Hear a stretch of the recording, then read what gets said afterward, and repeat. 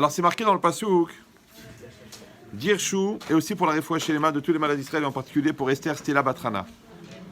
C'est marqué Dirshu Hachem Beimatzo, recherchez Hachem lorsqu'il est trouvable, Keraou Biotokarov, appelez-le lorsqu'il est proche. Ce langage, il est bizarre.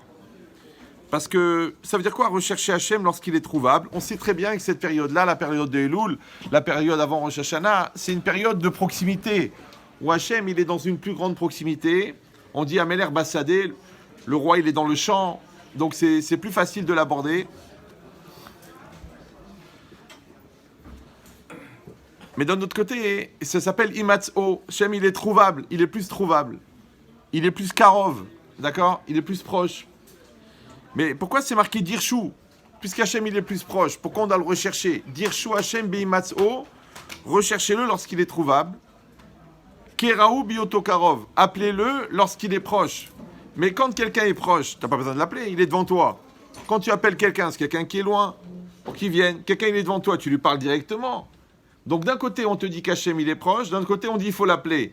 D'un côté on te dit qu'il est trouvable, il est accessible, et d'un autre côté on te dit qu'il faut le rechercher. Pourquoi on va chercher quelqu'un qui est trouvable? C'est bizarre. Alors moi, je me suis permis... Je me suis permis une lecture qui n'engage que moi, au pire j'ai raison, ouais, qu'on peut lire le Passouk à l'envers.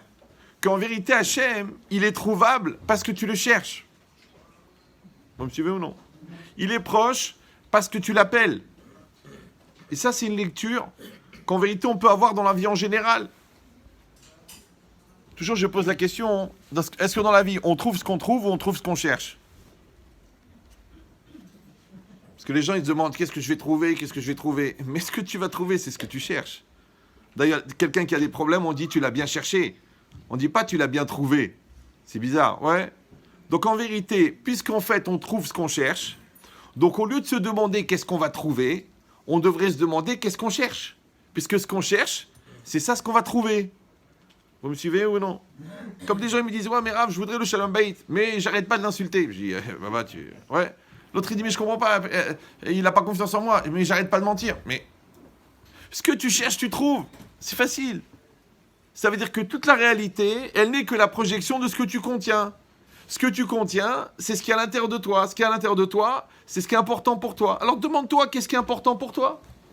C'est important pour toi la vérité, c'est important pour toi la pureté, c'est important pour toi la sniout. Oui, ce que tu vas chercher, tu vas trouver. Maintenant, le problème, souvent, c'est que les gens, ils ne savent pas ce qu'ils cherchent. Vous jouez avec les célibataires, ouais. Ils veulent des froum fry. Ils veulent des religieux, non religieux.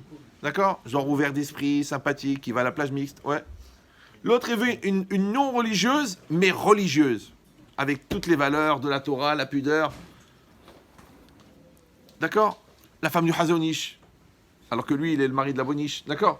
Donc, c'est pas adapté. Pourquoi? Parce que les gens, ils savent pas ce qu'ils veulent. Les gens, ils veulent de la kedusha dans leur maison. Ils rentrent la touma, l'internet, la bêtise. Ils se baladent en soutien-gorge dans le... Comment veux-tu? C'est marqué. Quand la Torah, elle rentre, la touma, elle sort. Mais quand la touma, elle rentre, la Torah, elle sort. Après, tu dis, oui, mais je comprends pas, il appelle, Ramet Chetrit, on a des gros problèmes d'éducation. Je dis, mais racontez-moi un peu la maison. Ah, mais c'est un miracle qu'ils soient encore juifs, vos enfants. Ouais. Ça veut dire que c'est ce que tu cherches, ce que tu plantes, ça pousse. Ce que tu mets, ça pousse. Oui. S'il n'y a pas de respect dans un couple, après, ne t'étonne pas qu'il y a des cris, qu'il y a des nerfs, qu'il y a des gros mots.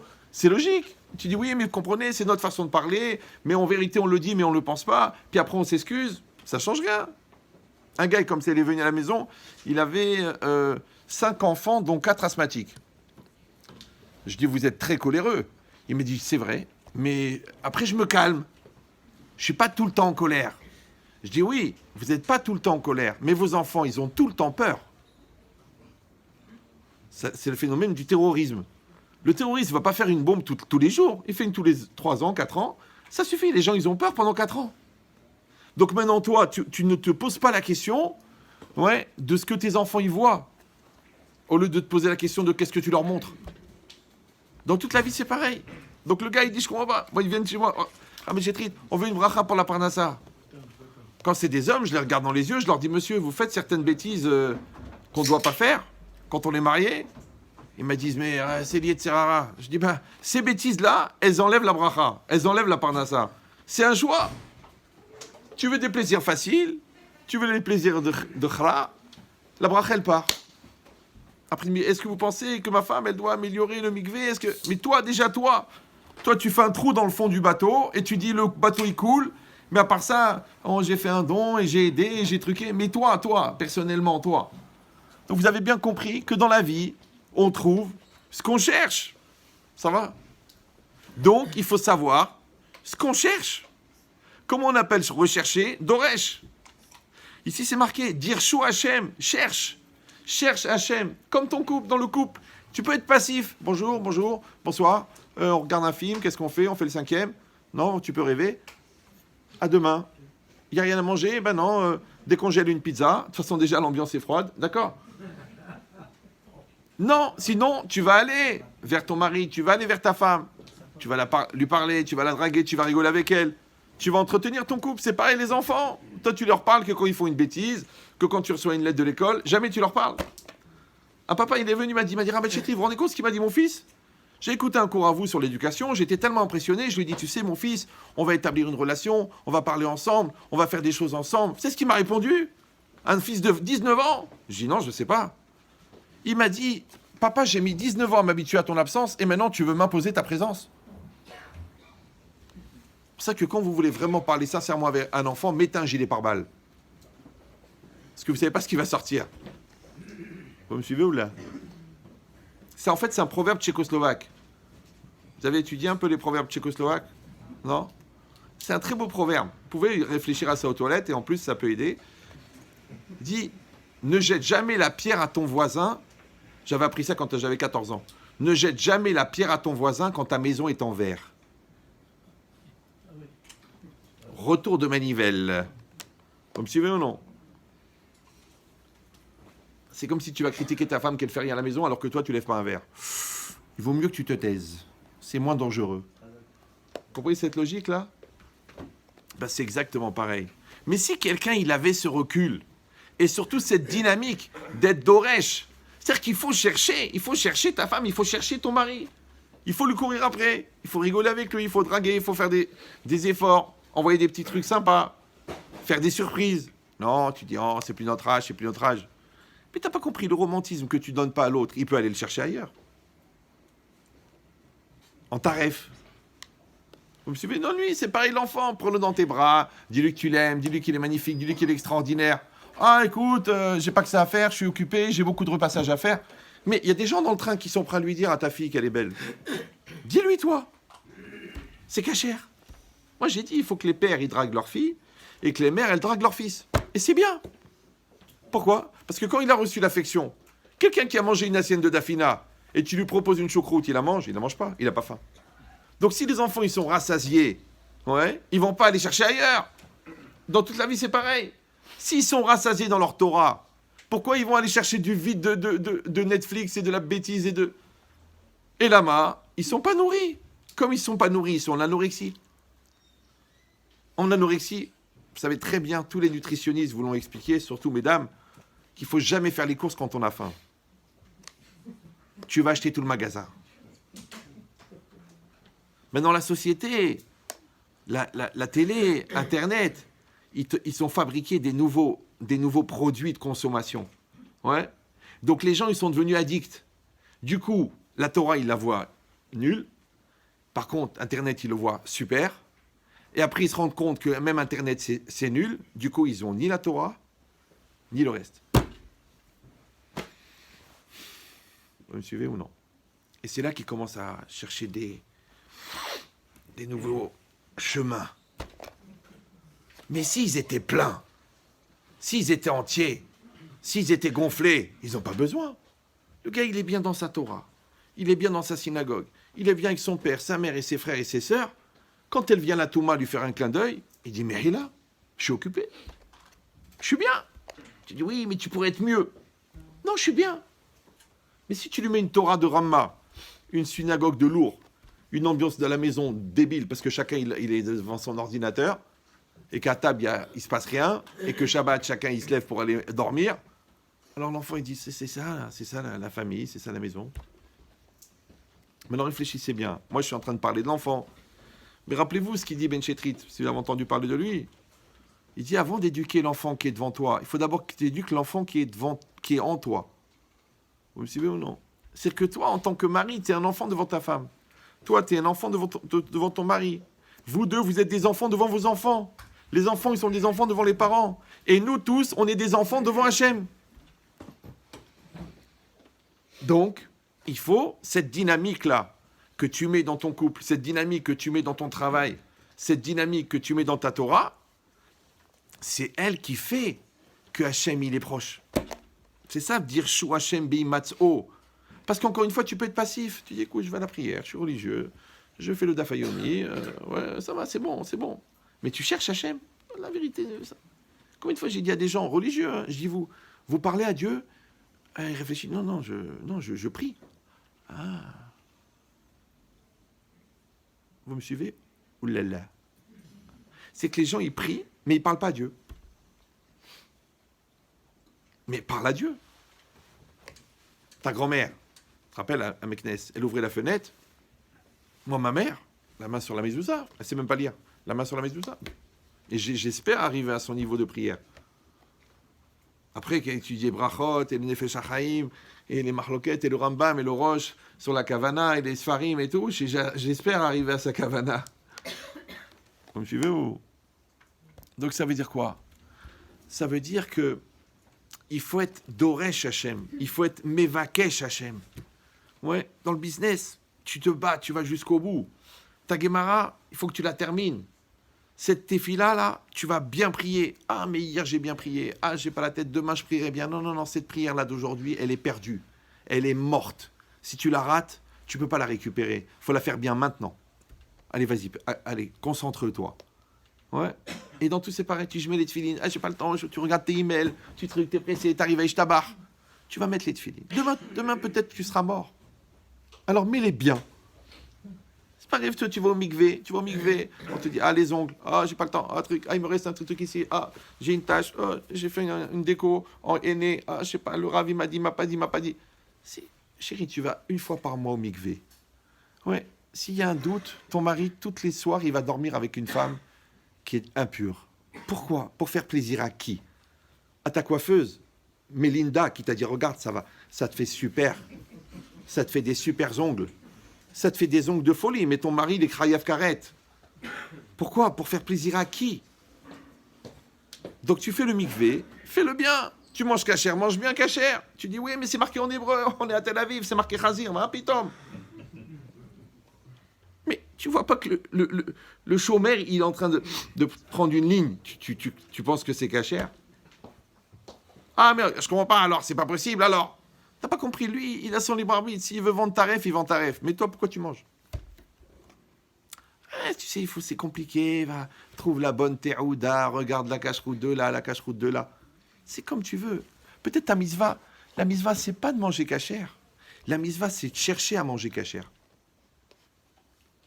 Vous me suivez ou... Ouais. Et dans tout, c'est pareil. La sniout, tu t'habilles avec pudeur. Un bouton, deux boutons, trois boutons, quatre boutons, un bouton, deux boutons. Une jupe fondue jusqu'ici. Tu décides, un jour tu décides. Est-ce que tu veux continuer à être un shawarma? C'est un choix qui t'appartient. Est-ce que tu veux que les gens ils se retournent dans la rue? Est-ce que tu veux être un gyrophare? Est-ce que tu veux être Cléopâtre? Ou tu veux être un peu de la pudeur? Il faut être belle. C'est très important pour son mari d'être belle. Mais c'est pas obligé que les gens ils se retournent. Pourquoi? Parce que de toute façon, tu n'as pas compris. Si tu es superficiel, les enfants, ils vont être superficiels. Si tu es essentiel, les enfants, ils vont être essentiels. Donc c'est un choix. C'est un choix facile. D'accord? Après, tu vas dire, bon, mais il faut être un peu à la mode. Aujourd'hui, c'est très à la mode. Des perruques très très longues et des jupes très très courtes. Plus les perruques se rallongent, plus les jupes se raccourcissent. Avec des perruques, ouais. Mais ils mettent des collants noirs. Ils disent, c'est pas grave. Je sais pas, c'est des nouvelles modes, d'accord? Ou alors il met des bras comme ça. Moi, j'ai rien, je juge personne. Mais je dis à un moment ou à un autre, la personne, elle doit se sentir un peu bizarre. Parce que si vraiment tu fais la lacha, fais-la. Si tu la fais pas, c'est pas grave. Il faut bien alimenter le feu du Guéhinam. Donc, c'est pas grave. Vous comprenez ou non? Mais pourquoi faire à moitié? C'est comme si tu fais un beau gâteau et au moment de le servir, tu dis attendez, 2 minutes. Afin de faire misonote, tu sors une petite bouteille et tu verses 3 petites gouttes. Tu dis qu'est-ce que c'est? De la pipi. Mais c'est pas tel berov, hein, c'est cachère. Mais tu mets de la pipi dans le gâteau que tu me sers. Oui, c'est de la pipi, mais c'est quoi de la pipi? 99% c'est de l'eau. Qu'est-ce qu'il y a de grave? Ah, un petit peu d'urine, un peu de... Mais c'est dégueulasse. Vous voyez cette logique là ou non? Ben, c'est pareil. C'est comme si tu fais la table de Shabbat et tu mets ton portable au milieu à côté des halotes. Tu dis, c'est pas compatible. Ben, c'est exactement pareil. En fin de compte, c'est des petits détails. C'est comme si tu parles à quelqu'un et en fin de phrase, tu rajoutes un adjectif qualificatif qui n'est pas nécessaire. S'il te plaît, chérie, n'oublie pas de déposer le chèque, espèce de hmara. Ça ne sert à rien, ce petit mot-là. Tu dis, non, mais c'est un lubrifiant, c'est pour faire avancer. Oui, ouais, mon père, il faisait comme ça toujours avec ma mère. Ok, mais ta mère s'est pendue. C'est vrai. Tu vois, ce petit mot-là, pour un mot comme ça, Moshe Rabbeinu, il n'est pas rentré en Eretz Israël. Un petit mot en plus, un petit mot en plus, un petit mot en moins. C'est-à-dire que c'est... Même les goïms, ils disent le détail. Le diable est dans les détails. Ouais, nous on dit Hachem, il fait attention comme l'épaisseur d'un cheveu. Mais alors, comment tu peux éviter ce genre de piège? Je te dis, c'est très simple. Il faut être doresh. Quand tu cherches la paix, tu ne peux pas tomber dans la guerre. Quand tu cherches la finesse, tu ne peux pas tomber dans la grossièreté. Quand tu cherches l'intériorité, tu ne peux pas tomber dans l'extériorité. Quand tu cherches l'essentiel, tu ne peux pas tomber dans le superficiel. Donc en fait, ici c'est marqué dans le pasouk, il faut être dans une dynamique. Vous me suivez ou non? Alors qu'on peut être passif. On peut être passif. Ça s'appelle des juifs traditionnalistes. Ça veut dire qu'on fait des avérotes par tradition depuis des générations. Non. On évolue. On grandit, on s'améliore, on s'affine. On cherche. Tu cherches. Et je te dis la preuve. C'est que quand tu veux faire du mal, tu cherches. Oui. Quand tu veux faire un lashon hara, tu cherches. Quand tu veux te venger de quelqu'un, tu cherches. Alors pourquoi tu es dynamique dans le mal et passif dans le bien? Pour draguer la cliente, tu es champion du monde. Et pour draguer ta femme, tu dis on a passé l'âge. Mais drague ta femme, il faut qu'elle soit folle amoureuse. Elle attend que tu rentres à la maison. Pas qu'elle dise ça y est, il est rentré. Ça y est. Allez les enfants, on fait les keynotes. Papa, il est rentré. La Ramma. Il est venu chez moi, il m'a dit Ramen Chetrit, je vais divorcer. Parce que quand je rentre chez moi à la maison, tout le monde fait la gueule. Tout le monde. Ma femme, elle pleure. Les enfants, ils sont nerveux. Ma fille, elle s'enferme dans sa chambre. J'en peux plus. Alors, je vais divorcer. Je dis écoute, la vérité, je connais ta famille. C'est tous des gens bien, des gens équilibrés. Mais je pense que c'est quand toi, tu rentres, que la Ramma, elle rentre avec toi.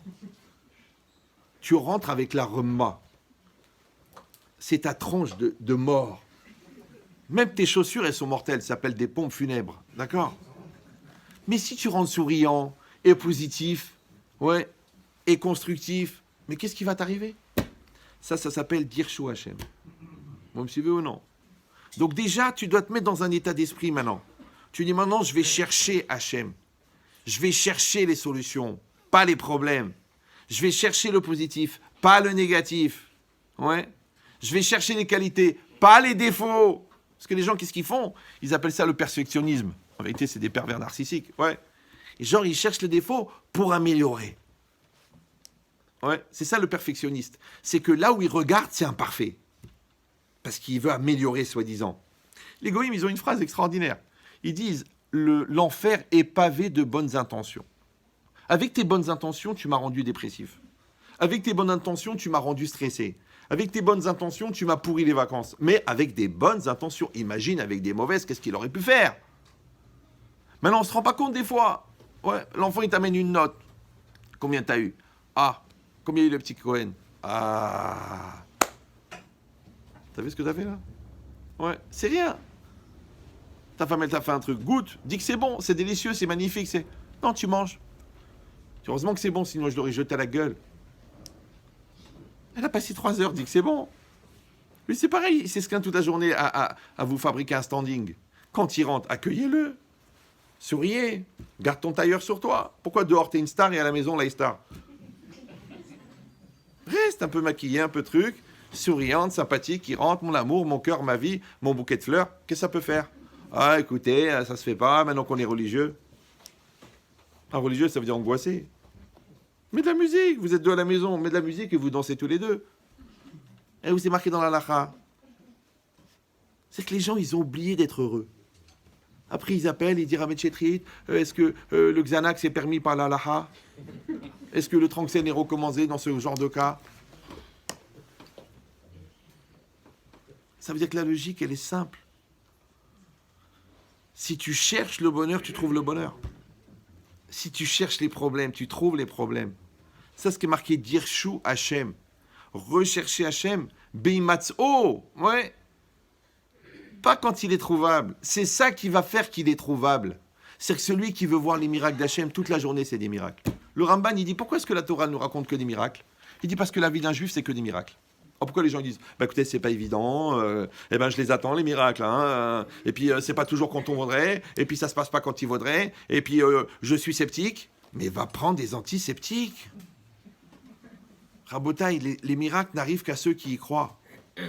Pourquoi? Parce que la croyance, c'est la porte que tu laisses pour qu'Hachem puisse intervenir. Donc quand tu crois pas, Hachem il peut pas intervenir. Il veut sauver cet enfant. Il veut te trouver un crédit. Il veut t'aider, il veut t'arranger avec ta femme. Mais toi tu veux pas. Toi, ou tu es fier, tu dis non, j'ai besoin de personne, je me débrouille tout seul.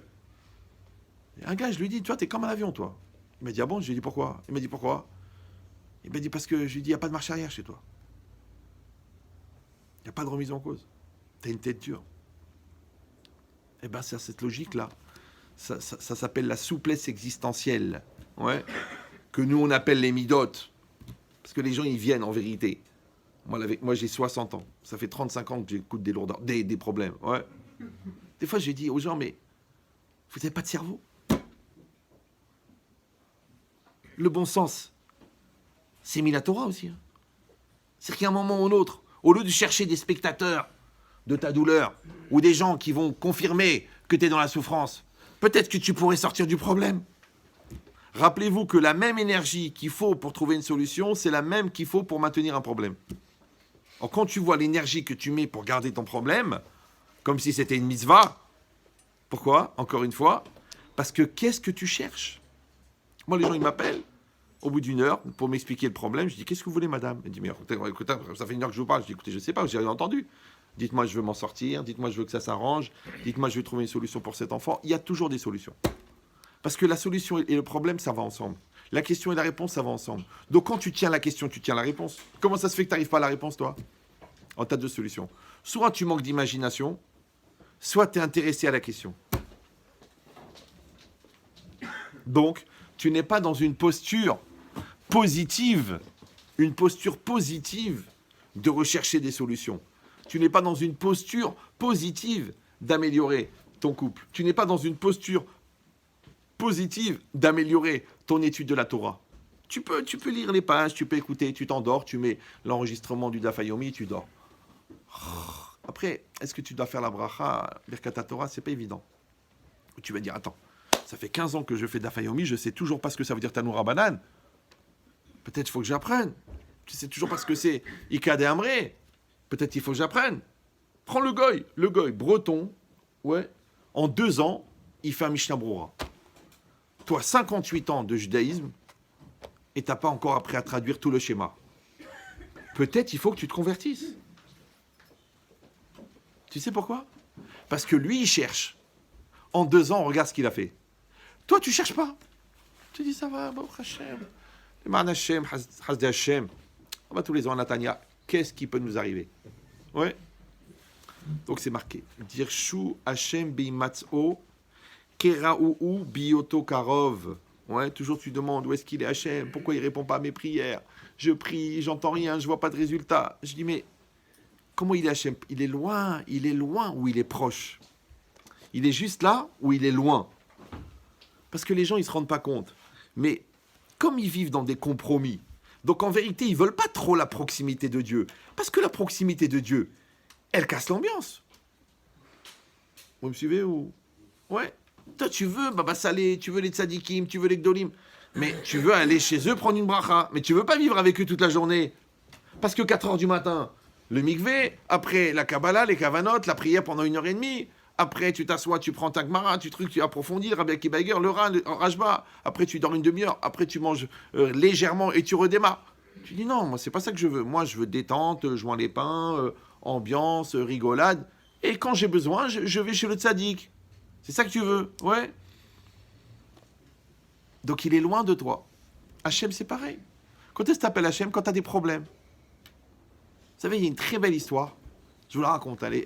Comme vous avez pris le forfait limité, il y a une grand-mère. Chaque enfant qui se mariait, chaque petit enfant qui se mariait, le cadeau, c'est qu'elle partait avec cet enfant la veille du mariage dans le nord pour aller faire les tzadikim. Donc ils sont montés chez Rabbi Meir et tout ça, à la neige, chez Rabbi Akiba. Et elle lui parle, elle dit à sa petite fille, voilà, tu vas te marier demain. Allez, viens, on va prier. Alors la fille, elle prie, elle pleure, elle prie. Bon, elle prie pour le khatan, elle prie pour la vie, elle prie pour la parnassa, elle prie pour tout. Et la grand-mère à côté d'elle, elle pleure. Après, elle prie aussi. Au bout de 2 heures, 2h30, la fille, ça y est, elle a dit, j'ai tout dit. En plus, j'ai rendez-vous avec la maquilleuse. Je ne vais pas rester 3 heures non plus. Alors, ils reprennent le bus pour repartir à Jérusalem. Alors, la grand-mère, elle dit à sa petite fille, alors ma fille, t'as bien prié? Elle dit, ah oui, j'ai bien prié, j'ai tout demandé, tout ce que je voulais, tout ça. Elle dit, et toi, mamie, je t'ai vu en train de pleurer et tout ça. T'as aussi bien prié? Elle dit, j'ai pas eu le temps. Comment je n'ai pas eu le temps? On est resté 3 heures devant le quai vert et t'as pas arrêté de pleurer. Elle a dit, non, les 3 heures, j'étais en train de dire merci et après, je vais commencer à prier. Mais j'ai pas eu le temps parce que tu m'as dit, on est en retard. Elle a passé 3 heures à dire merci. Tu peux pleurer tu peux dire merci en pleurant. Parce qu'il y a un pleur négatif. Mais quand tu vois la bracha, tu vois la santé, tu vois, aujourd'hui, celui qui n'a pas le Covid, il est milliardaire. Celui qui n'a pas perdu quelqu'un de sa famille, il est milliardaire. Ouais, on devrait passer notre journée à dire merci. Et qu'est-ce qu'on fait? Ah, on regarde les infos, 7000 morts, 2000 morts, 2300, 7200, 83%, 54%, 62%, 17%. Mais combien de pourcents du bon Dieu il y a dans tout ça? On dirait maintenant le gars de la télé, là, le présentateur, il est devenu le Hazan. Lui, il parle et tout le monde répond. Baruch hu Baruch Shemo. Amen. Baruch hu Baruch Shemo. Qu'est-ce qu'il va dire Macron? Qu'est-ce qu'il va dire Macron? Mais qu'est-ce qu'il a dit Hachem? Ça t'intéresse? Qu'est-ce qu'il a dit le Rajba? Qu'est-ce qu'il a dit le Rahaïm Akadosh sur la paracha? Tu es au courant? La vérité, c'est de l'hébreu pour moi. Bon, ils l'ont fait en français. Ah, mais c'est fatigant, il faut tourner les pages. Eh ben, va faire les Paralympiques, Baba.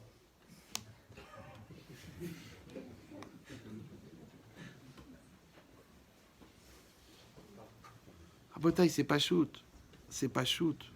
Que Hachem, il est proche de ceux qui lui parlent. J'ai raconté 1 million de fois cette histoire, mais c'est pas grave, je vais la re-raconter. Quand j'étais au début à la yeshiva et je cherchais la Torah, la profondeur, et en plus cartésien, très loin de Baba, les cavanotes et tout. Et je voyais ma mère, et la présence de Dieu, l'omniprésence, dans le temps, dans l'espace, Et ma mère, qu'Hachem la garde en bonne santé, Vecheni Ratson Venoma. Amen, et vos mamans aussi, à vous tous. Qu'est-ce qu'on ferait sans nos mères? Elle cherchait son balai dans la maison. Et je la vois, qu'est-ce qu'elle dit? Elle dit, Ya Rabbi, où il est le balai? Ya Rabbi, pour ceux qui veulent s'intégrer à la France de demain, ça veut dire Hachem. Ok. En arabe. Bon. Alors je lui dis, maman, tu déranges Hachem pour ton balai? Je lui dis, il gère l'univers. Il gère les galaxies. Il gère 7 milliards d'habitants. Il gère 134 milliards de fourmis. Et tu veux qu'il s'occupe de ton balai? Elle me dit, bien sûr, Hachem, il s'occupe de mon balai. D'ailleurs, le voilà. Tiens. Merci Hachem. Voilà le balai. Vous me suivez ou non? Ça veut dire que c'est pas Hachem dans la prière, Hachem à la synagogue, Hachem à la yeshiva. Non, Hachem à la cuisine où il est le balai. Il est partout. Vous me suivez ou non? Ces femmes-là, quand tu leur demandes une bracha, c'est du 100%. Encore il n'y a pas très longtemps, un gars il m'a attrapé. Il m'a dit, Ravichia, vous vous rappelez, je vous avais rencontré à l'aéroport avec votre maman? Je dis oui. Eh ben, ça faisait 10 ans qu'ils n'avaient pas d'enfants. J'étais à l'aéroport avec ma mère pour l'accompagner. Et le gars, il m'a dit, vous faites une bracha de vous parce que le zikouya rabim et tout. Je lui ai dit, qu'est-ce que tu me demandes à moi? Tu me demandes à la photocopie. Voilà l'original, il y a ma mère. Ma mère, elle me dit, Elle me dit, Ria, qu'est-ce que je dois dire? Je ne sais pas. Je dis, comme ça te vient. Alors, elle a mis la main sur la tête, elle a prié, d'accord. 6 mois après, je vais faire une conférence dans sa communauté. Il me dit, Ria, ma femme est enceinte. 10 ans. Pourquoi? C'est pas genre ta mère. On a tous des mamans extraordinaires. Ouais. Mais la hninout. Ça n'existe pas en ashkénaze. Ouais, la hninout. Hnina. Depuis 60 ans que je la connais, j'ai pas vu quelqu'un qui s'est engueulé avec elle. Je ne connais pas. J'ai pas trouvé quelqu'un qui m'a dit ta mère, ton père, jamais. Rencontre quelqu'un qui peut rester 87 ans sans s'engueuler avec quelqu'un. Combien il doit avoir une réserve de hninout que malgré les agressions, les belles-sœurs, les mal-être, les spoliations, les méchancetés, les déménagements, les mots difficiles et tout.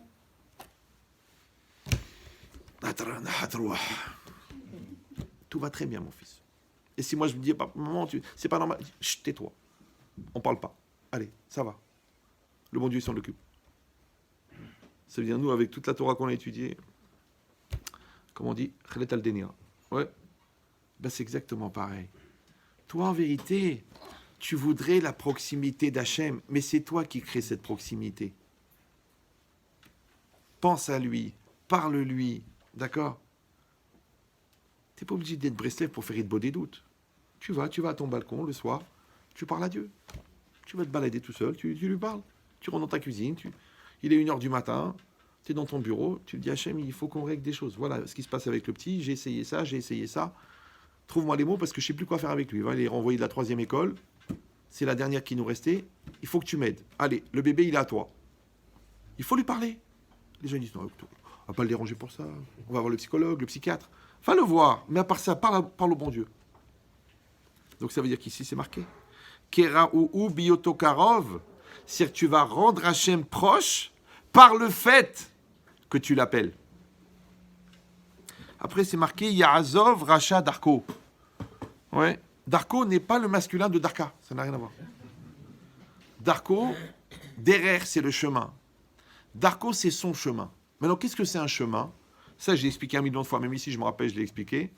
Un derrière, c'est ce qu'on appelle en français une trajectoire virtuelle. D'accord. Moi, je suis venu d'Épinay. D'accord? Ici à Montmagny. Bon, il y a 50 chemins pour venir ici.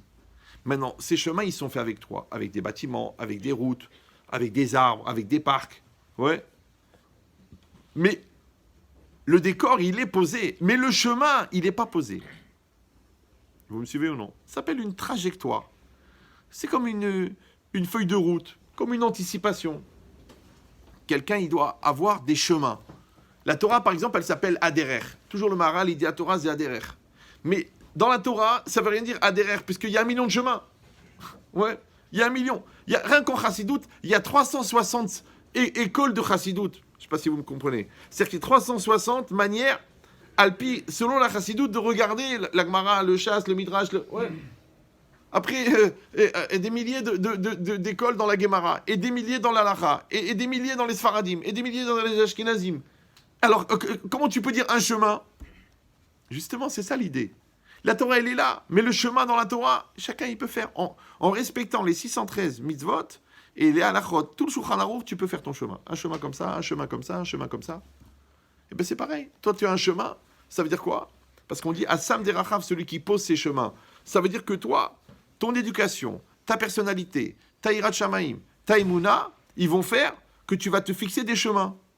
Ouais, toi, tu as une manière de faire le business différente de l'autre. L'autre, il dit embrouille, magouille, fausse facture, traloued, la grand-mère qui est morte à Orange, je la mets gérante. Non. L'autre, il fait propre. D'accord? Comme il faut. Et l'autre, il fait traloued. C'est pareil. L'autre, il ment, il prêche le faux pour avoir le vrai. L'autre, il reste dans la droiture. C'est pas grave. Même s'il prend des risques, même s'il va se faire avoir, c'est pas grave. Donc, ça veut dire que chacun, il va avoir des chemins. Maintenant, vous avez compris que les chemins, ils sont formés, en fin de compte, par ton vécu, par tes choix, par tes expériences. Quand tu prends à droite, eh ben, tu vas voir des choses que tu ne verras pas si tu avais pris à gauche. C'est normal, ça va. Si tu as épousé cette personne-là, tu vas voir un autre couple que si tu avais épousé une autre. Les enfants, ils sont différents. Si tu as mis plus de Torah, moins de Torah, si tu as mis plus de Yeshiva, moins de Yeshiva, tu ne vas pas avoir la même vie. Comment ça s'appelle ça? Derachav. c'est ses chemins. D'accord? Donc chacun d'entre nous, il trace son chemin. Le problème, c'est que comme il existe le chemin du bien, il existe aussi le chemin du moins bien. Vous me suivez ou... D'accord? Et si dans tes choix à toi, eh ben, il n'y a pas de Torah, il n'y a pas de pudeur, il n'y a pas de finesse, il n'y a pas de fidélité, il n'y a pas d'honnêteté, c'est ton chemin à toi. Maintenant, la Torah, elle vient, elle dit, Ya'azov Racha Darko, qu'il abandonne le rachat son chemin. Réfléchissez bien. Quand quelqu'un, il a tous ses repères dans le vrai, il a du mal à aller dans le faux. Ouais. Quand quelqu'un, il a tous ses repères dans le faux, il a du mal à aller dans le vrai.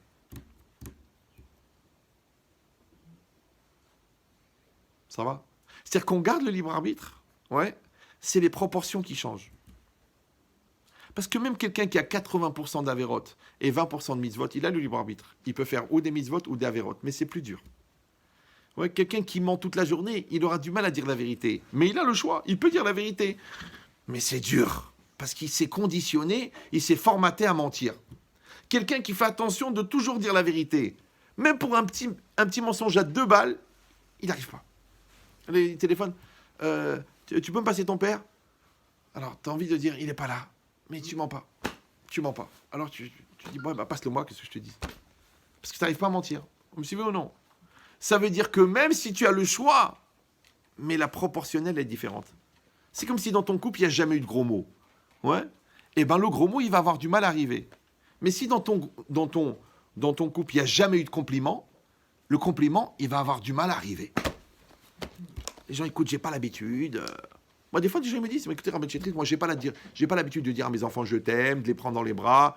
C'est pas ma nature. C'est pas ta nature. Je dis, mais qu'est-ce que t'attends qu'ils fassent une tentative pour que tu trouves les mots? Ils sont fous, les gens. Les gens sont fous. On parle à des fous aujourd'hui. Ouais. Il y en a, il m'a dit, Rabbi Chetrit, j'ai dit, bon, il faut travailler ta colère. Il m'a dit, excusez-moi, c'est ma nature. Je dis, il faut arrêter de mentir. Il m'a dit, excusez-moi, c'est ma nature. Je dis, il faut arrêter de penser tordu. Excusez-moi, c'est ma nature. Je dis, alors pourquoi tu vas voir un rabbin? Va voir un vétérinaire. Puisque c'est ta nature.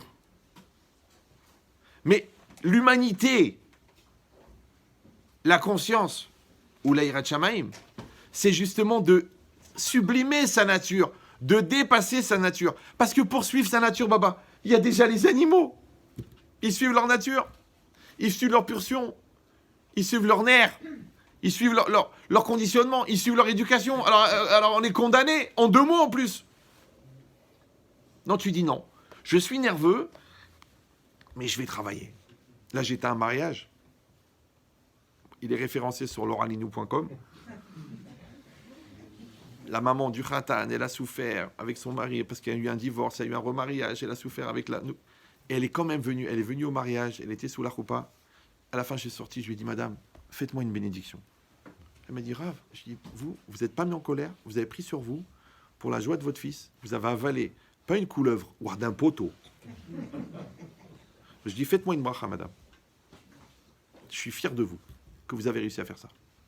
Alors qu'elle m'avait appelé une semaine avant, elle me dit, Rabbi Chetri, je vais pas aller au mariage, je peux pas, ils m'ont cassé, ils m'ont truqué, il m'a trompé, il m'a pourri, il l'a trouvé pendant qu'on était encore ensemble. Enfin, un tralouette de chez tralouette. Et je dis, vous avez fait ça, madame? Mais vous êtes une sadéquette, bah on l'a masé. Maintenant, ça veut dire quoi? Alors tu dis, oui, mais alors, mec, c'est dur quand même. Tu sais pourquoi? Ça dépend. Est-ce que tu vois, toi, une épreuve énorme à traverser? Ouais? Ou alors une opportunité de fabriquer de l'aide gabroute? Des efforts. Vous me suivez ou là? Comme quelqu'un qui t'énerve. Il est énervant. Il y a des gens énervants. Ouais. Ce que j'appelle des laxatifs. C'est des gens qui génèrent le transit. Des fois, leur nom, il apparaît, tu dis, il faut que j'aille aux toilettes tout de suite. Mais qu'est-ce qu'ils me font? C'est bizarre, non? Mais non, tu peux le prendre comme ça, ou tu peux rigoler. Tu peux rigoler, tu dis, ah, c'est ça qui m'envoie le Satan. Si je rigole avec lui. Et je vois qu'il ment, qu'il m'embrouille, qu'il cherche à me doubler. Et moi, je rigole. Je dis, t'as fini ton truc, c'est terminé? Oui, mais tu comprends, c'est pas évident, les factures. Écoute. L'argent, tu le dois. Tu veux pas le rendre. Tu veux faire des échéances. Mais ne commence pas à me faire des embrouilles, d'harcèlement, de manque de respect, que c'est pas un cavote pour ton défunt père. Arrête. Ne mélange pas tout. Mais maintenant, tu peux pas avoir cette clairvoyance, si tu tombes dans le piège du Satan de la susceptibilité. Vous me suivez ou non? Donc l'autre, il te propose un PAC, ce qu'on appelle en psychologie, un piège à... Ouais. Et toi, tu rentres dedans ou tu rentres pas dedans. Maintenant, ça peut être quelqu'un de l'extérieur, ça peut être ton mari, ça peut être ta femme, ça peut être ton fils. Il te propose un piège. Et toi, qu'est-ce que tu fais? Tu rentres. Ouah! Et lui, il rigole. Et le Satan, il joue du piano debout.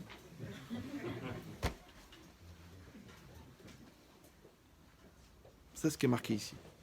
Chacun d'entre nous, dans les choix qu'il fait, dans l'ambiance qu'il met dans sa vie, dans la Torah qu'il met dans sa vie, dans la réflexion, dans la conscience, dans la maturité, il est en train de fabriquer un chemin. Il faut faire attention, parce que quand tu vas faire tes chouvas, il faudra abandonner ce chemin. Vous me suivez ou non? Mais quelqu'un qui est formaté dans le tordu, ça va être très dur d'aller dans un autre chemin. Comme les gars qui sont Mac, tu leur dis maintenant, il faut travailler sur PC. Ils deviennent fous. Pourtant, c'est des ordinateurs les deux, non? Ouais. L'autre, il est sur PC. Ah, il dit non, dans l'infographie, on est tous sur Mac. Le mec, on comprend rien, les symboles, les trucs et tout ça. En vérité, c'est le même système. Mais seulement, c'est un autre langage, c'est un autre système. Bah, toute la vie, c'est pareil. Et si tu vas dire, bah, j'arrive pas. Moi, je suis comme ça. Mais t'as pas compris. Regardez, par exemple, les enfants. Quel est le point commun de chacun de nos enfants? Vous savez ou non? C'est qu'ils sont tous différents. Donc celui-là, il comprend du premier coup. Celui-là, il faut lui répéter 44 fois. Celui-là, il est hypersensible. Celui-là, il est hyper égoïste. Celui-là, il donne sa vie pour les autres. Celui-là qui s'étouffe tous, il pense qu'à lui. Ouais. Comment tu vas fonctionner avec chacun? Si tu diffuses pareillement pour chacun, ça ne marche pas parce que ce n'est pas adapté. Même la vérité, elle n'est pas la même pour chacun. La vérité, le émet, il n'est pas le même pour tout le monde.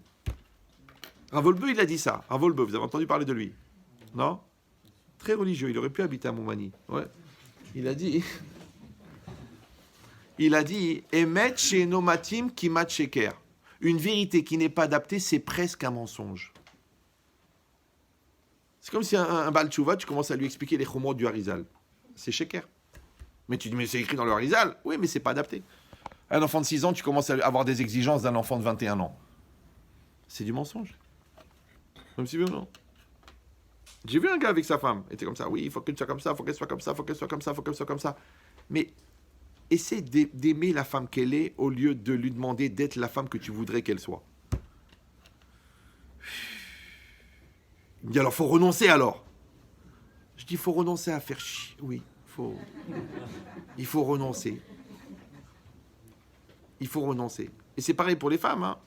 Moi, je vois des femmes, elles m'appellent, Rav Chetrit, on m'avait dit que mon mari, c'était le Chazonish. Eh bien, en fin de compte, il n'est pas du tout. Je dis, madame, vous l'avez vu, vous faites des Teilim, vous priez pour le Ram Israël, vous faites Tikkun Rachel, Tikkun Hatzot. Elle me dit, non. Vous faites du Lachon Hara, c'est une mitzvah, surtout sur la belle-sœur. Vous habitez avec pudeur. Non, Dieu m'a fait un beau corps. Alors, je dis, comment vous voulez que votre mari soit le Chazonish, alors que vous êtes quoi, vous êtes qui pour mériter le Chazonish? Donc, votre mari, il a un seul défaut, c'est qu'il vous ressemble. Et rappelez-vous que chaque poubelle a son couvercle. Chaque marmite. Non, parce que le matin, quand il se lève, il dit à sa femme, pour moi, tu resteras toujours la poubelle. Alors, elle ne sait pas s'il a dit la plus belle ou la plus belle. La poubelle. Ouais. L'idée, c'est ça. L'idée, c'est ce qui est marqué ici. Yarazov Racha Darko. Mais encore une fois, c'est dur. Une fois, quelqu'un m'a dit, moi, je demande à quelqu'un, c'est quoi votre parnassa? Il m'a dit, je suis dans les assurances. Je dis, alors vous vendez des assurances? Il m'a dit, non. Je crée une société, je loue un local, j'achète de la marchandise, j'assure et je mets le feu. Mais vraiment. Je dis, mais vous l'avez fait plusieurs fois? Il m'a dit, on en est à la 8e, 9e fois. On est dans la 9e là. Je dis, mais comment vous faites? Il m'a dit, c'est très simple, monsieur le rabbin. Je crée la société, je mets la cousine gérante, la pauvre, l'Alzheimer. Je vais à la banque, le truc, je prends le local, je commande la marchandise, je l'assure et je mets le feu. Il m'a dit, j'ai même débauché un inspecteur d'assurance pour qu'il me donne toutes les clés, comme ça je sais exactement qu'est-ce qu'il faut faire, qu'est-ce qu'il ne faut pas faire et combien je vais toucher. Je lui ai dit, alors combien vous gagnez en moyenne? Il m'a dit 100 000 euros par affaire, en moyenne. Je lui ai dit, mais si vous aviez vendu la marchandise, vous auriez gagné combien? Il m'a dit 100 000. Je dis alors pourquoi vous la brûlez? Vous avez qu'à la vendre. C'est ce qu'il me répond. Il me dit j'y ai pas pensé. Vous avez compris ou non? C'est que le gars, il est formaté tordu. À l'envers. C'est que chez Renault, ils ont mis le moteur à l'envers. C'est que quand il passe la première, il part en marche arrière. Ça veut dire quoi? Maintenant, celui-là, qui est formaté, ouais, dans le mensonge, celui qui est formaté dans les énergies qui ne seront jamais renouvelables, ouais, celui qui installe des panneaux qui ne feront jamais de lumière, celui que parce qu'il est complexé, il se prend pour le président. Quand tu vas lui dire, va travailler pour 2000 €, il dit, mais t'es fou, toi, je prends 20 000 par jour. C'est son derrière. Vous avez compris ou non? C'est-à-dire que, toi, tu rigoles, tu dis, ah, le chouf, là-bas, il prend 500 € par jour. Tu vas l'envoyer chez Renault à 2000. Mais le mec qui ment toute la journée, à l'époque, c'était la pub, ouais. Le mec qui vole toute la journée, comment tu vas lui faire accepter de gagner un salaire normal? Il peut pas. Il peut pas. Il veut la Aston Martin à la fin de l'année. Il va la payer cash. L'appartement, il l'a acheté en 1 an. Vous avez compris ou non? Donc celui-là, c'est son derrière. Qu'est-ce qu'a dit la Torah? Ya'azov Racha Darko. Mais quand il va abandonner son chemin, il n'a pas de chemin. C'est pour ça que le Sfat Emet, il dit un chidouche extraordinaire. Il dit pourquoi Hachem il a mis la fête de Sukkot juste après Kippour? Il dit parce que Béné Israël aime Baalé Teshuva. Les Béné Israël sont des Baalé Teshuva. Ils ont fait Teshuva, ils sont repentis. Il dit Baalé Teshuva en laim makom. Ils n'ont pas d'endroit. Pourquoi? Parce que tous leurs repères, ils étaient faux. Donc quand ils ont renoncé à leurs faux repères, ils n'ont pas encore acquis les vrais repères. Ils sont perdus. Vous me suivez ou non? Donc Hachem, il a dit, Ani natati lahem souka, je leur ai donné la souka, ouais, pour qu'ils puissent venir. Maintenant, rappelez-vous que la souka, la maison est fragile, mais les valeurs sont fortes. Alors que des fois, la maison, le pavillon, il coûte 7 millions d'euros, il y a des murs SACOM, il y a une clim, il y a la truc, il y a les variateurs de lumière dans les toilettes, ouais, il y a la chaîne IFI qui s'allume quand tu t'assois sur le siège des toilettes. Mais les valeurs, elles sont zéro. Mais la maison, elle est solide. Ouais. Là-bas, la maison, elle est fragile, mais les valeurs, elles sont solides. Moi, je vois mes parents, au Hachem, ils n'avaient pas d'argent, mais on a eu des valeurs. Et maintenant, moi, je suis obligé d'aller parler à des fils de riches qui ont eu des valeurs, mais qui n'ont pas de valeur. Ils n'ont pas de valeur. Tu leur parles du travail, rien à treuf. La religion, laisse tomber. La conscience, c'est pour les malades. Parce qu'il n'y a pas de valeur. Moi, j'ai toujours donné cet exemple. Quand les gens me disent, mais Ria, comment tu fais? Comment tu fais? Bon, tu fais tous ces voyages. Bon, là, il n'y a pas avec le Covid, mais normalement, ça fait 30 ans, c'est 250 000 km par an. Je crois que les gens, ils ne comprennent pas ce que ça veut dire. 250 000 km par an. Alors, comme disait Myriam, mais comment tu fais pour t'es pas fatigué? Je lui dis, mais quand tu as vu ton père 14 heures par jour sur une machine à coudre, c'est un kiff de prendre le A380 pour aller à Los Angeles. Où est la fatigue? T'as compris ou non? C'est que quand t'as enseigné à tes enfants les efforts, eh ben ils sont forts. Et pour quelqu'un de fort, d'être fort n'est pas un effort. Mais quand tu l'as éduqué à la glande, ouais, parce qu'il faut rien à l'école, tu vas voir le directeur. C'est marqué en bas du livret, GD, grand donateur. Ouais, le mec il a un QI, le gosse, un QI d'oiseau. QI. Rien. Ta fille, elle passe la journée à se maquiller, mais elle va faire un bac littérature ou BTS communication. Elle n'arrive même pas à parler à son miroir. Ouais. En fait, c'est une glandeuse. Mais nous, à la fin de l'année, on déchirait les feuilles des cahiers pour avoir des brouillons. Moi, comment j'ai appris à dessiner? Parce que dans les cahiers pratiques, vous savez, il y avait une feuille de papier dessin, une feuille de papier. Et moi, qu'est-ce que je faisais? Je dessinais avec de l'encre de Chine. Donc, l'encre de Chine, tu ne peux pas te tromper. Il n'y a pas de brouillon. Tu fais, tu dessines. Donc, j'ai appris à dessiner précis. Maintenant, quand tu apprends à dessiner précis, sans brouillon, après, tu peux faire aussi des dissertations sans brouillon. Disserte de philo, sans brouillon. Ouais. Après, tu peux faire des conférences avec des mots précis. Parce que tu t'es formaté aux mots précis. Alors que les gens, ils parlent, après ils disent, c'est pas ce que je pensais, c'est pas ce que je voulais dire, ça m'a échappé. En fait, tu crois qu'ils parlent, mais en fait, ils rotent. Maintenant, si tu t'es formaté dans la droiture, c'est dur d'être tordu. Mais si tu t'es formaté dans le tordu, c'est dur d'être droit. C'est ce qui est marqué ici. Ya'azov Racha Darko, et c'est ça, abandonner. Il faut abandonner. Mais les gens, ils veulent pas. Ils veulent le compromis. Mais le compromis tient ses promesses, puisqu'on te l'a promis. Donc ils veulent une cache-route. Compromis. Ils veulent une sniout. Compromis. Ouais, ils veulent la religion, mais ils veulent Netflix. Ouais, comment on va faire? On peut plus vivre. Ouais. Après, tu dis aux gens, mais travaillez, réfléchissez. Tu dis, je peux pas, j'ai ma série, je suis très troublé par ma série, je suis pris par ma série. C'est grave. Vous savez ce qu'ils ont dit? 87% des Français qui suivent une série régulièrement font un transfert psychiatrique entre la série et leur vie. Je ne sais pas si vous comprenez. Ça veut dire qu'ils pleurent en regardant le film, mais ils sont complètement insensibles à ce qui se passe à la maison. Je ne sais pas si vous me suivez. C'est-à-dire que le gars, il a regardé un film américain, il était bien pris dans le suspense. L'avocate américaine, elle est magnifique, elle a rencontré le mec, le Golden Boy. Ouais. Et elle attrape un cancer à peu près à 45 minutes. Après, tu la vois dépérir et à la fin, elle meurt. Le mec, il se lève du film. Il est bien.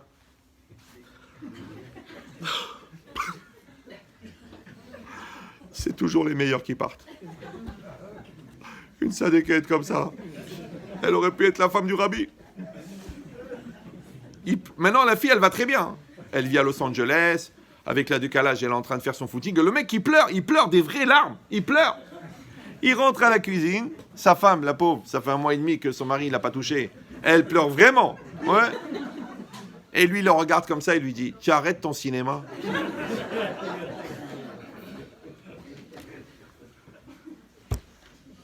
Ça fait 25 ans que je raconte cette blague et 25 ans qu'elle passe. Hein.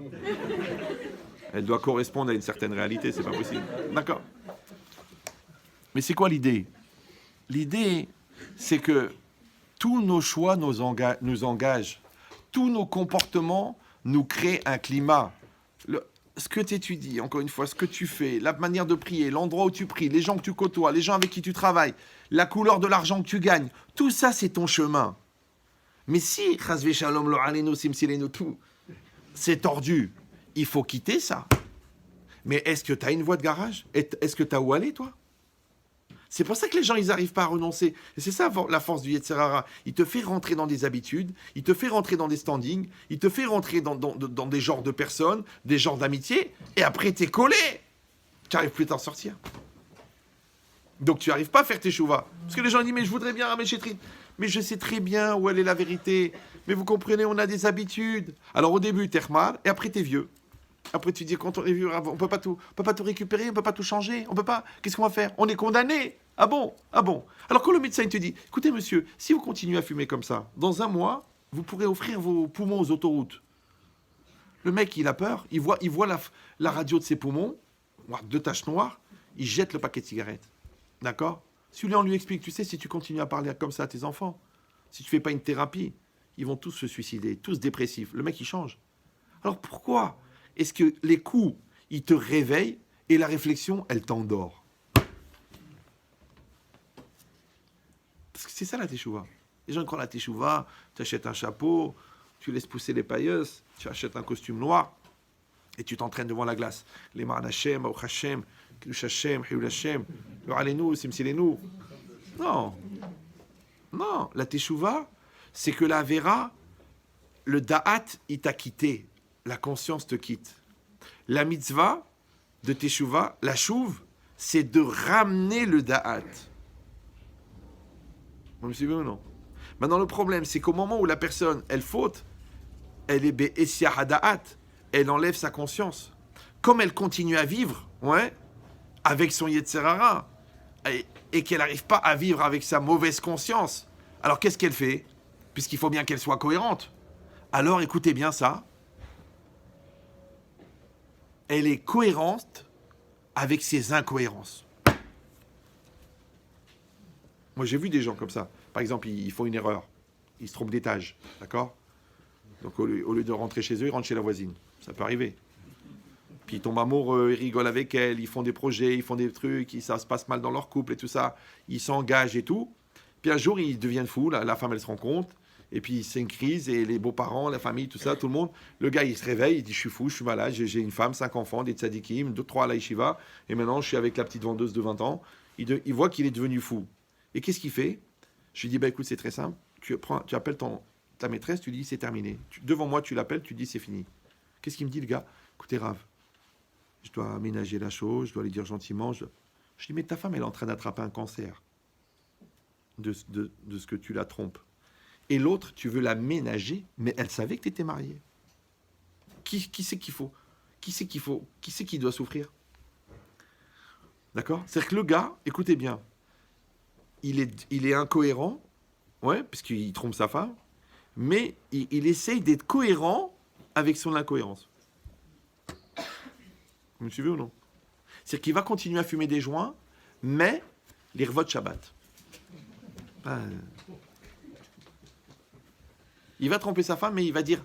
Moi, il me dit ça, les gens. Il me disent, Rav, c'est juste sexuel. Je dis, c'est déjà pas mal. Parce qu'en plus, tu voulais être amoureux, toi. Non, ils sont bizarres, les gens. Je dis, quand la Torah elle dit que c'est assourd, c'est assourd. Oui, je comprends, c'est rien. C'est parce qu'en ce moment, avec ma femme, c'est pas ça. Puis elle a beaucoup grossi, donc moi, j'ai des besoins. C'est quand tu l'as épousée, tu lui as dit, on sera mariés pour le meilleur ou pour le pire. Tu aurais dû rajouter avec 60 kilos de plus aussi. Une femme, elle est venue chez moi, elle m'a dit, Ramed Chetrit, mon mari, il m'a dit, il m'aimera pour toujours. Je dis, bien sûr, c'est normal, madame, il vous aimera pour toujours. Alors elle m'a dit, ça commence quand toujours?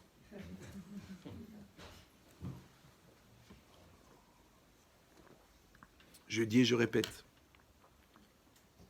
il faut que ta femme, elle soit folle amoureuse de toi.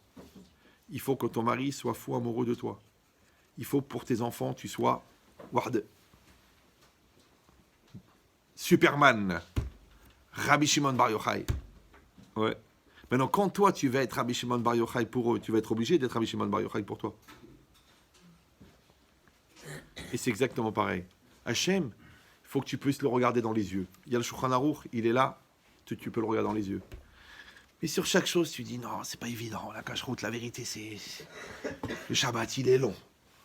D'accord? Le Lashon Hara, c'est difficile. La Sniout, j'arrive pas, les collants, la vérité, j'arrive pas. Ça m'étouffe. Ok. La perruque, ça me gratte.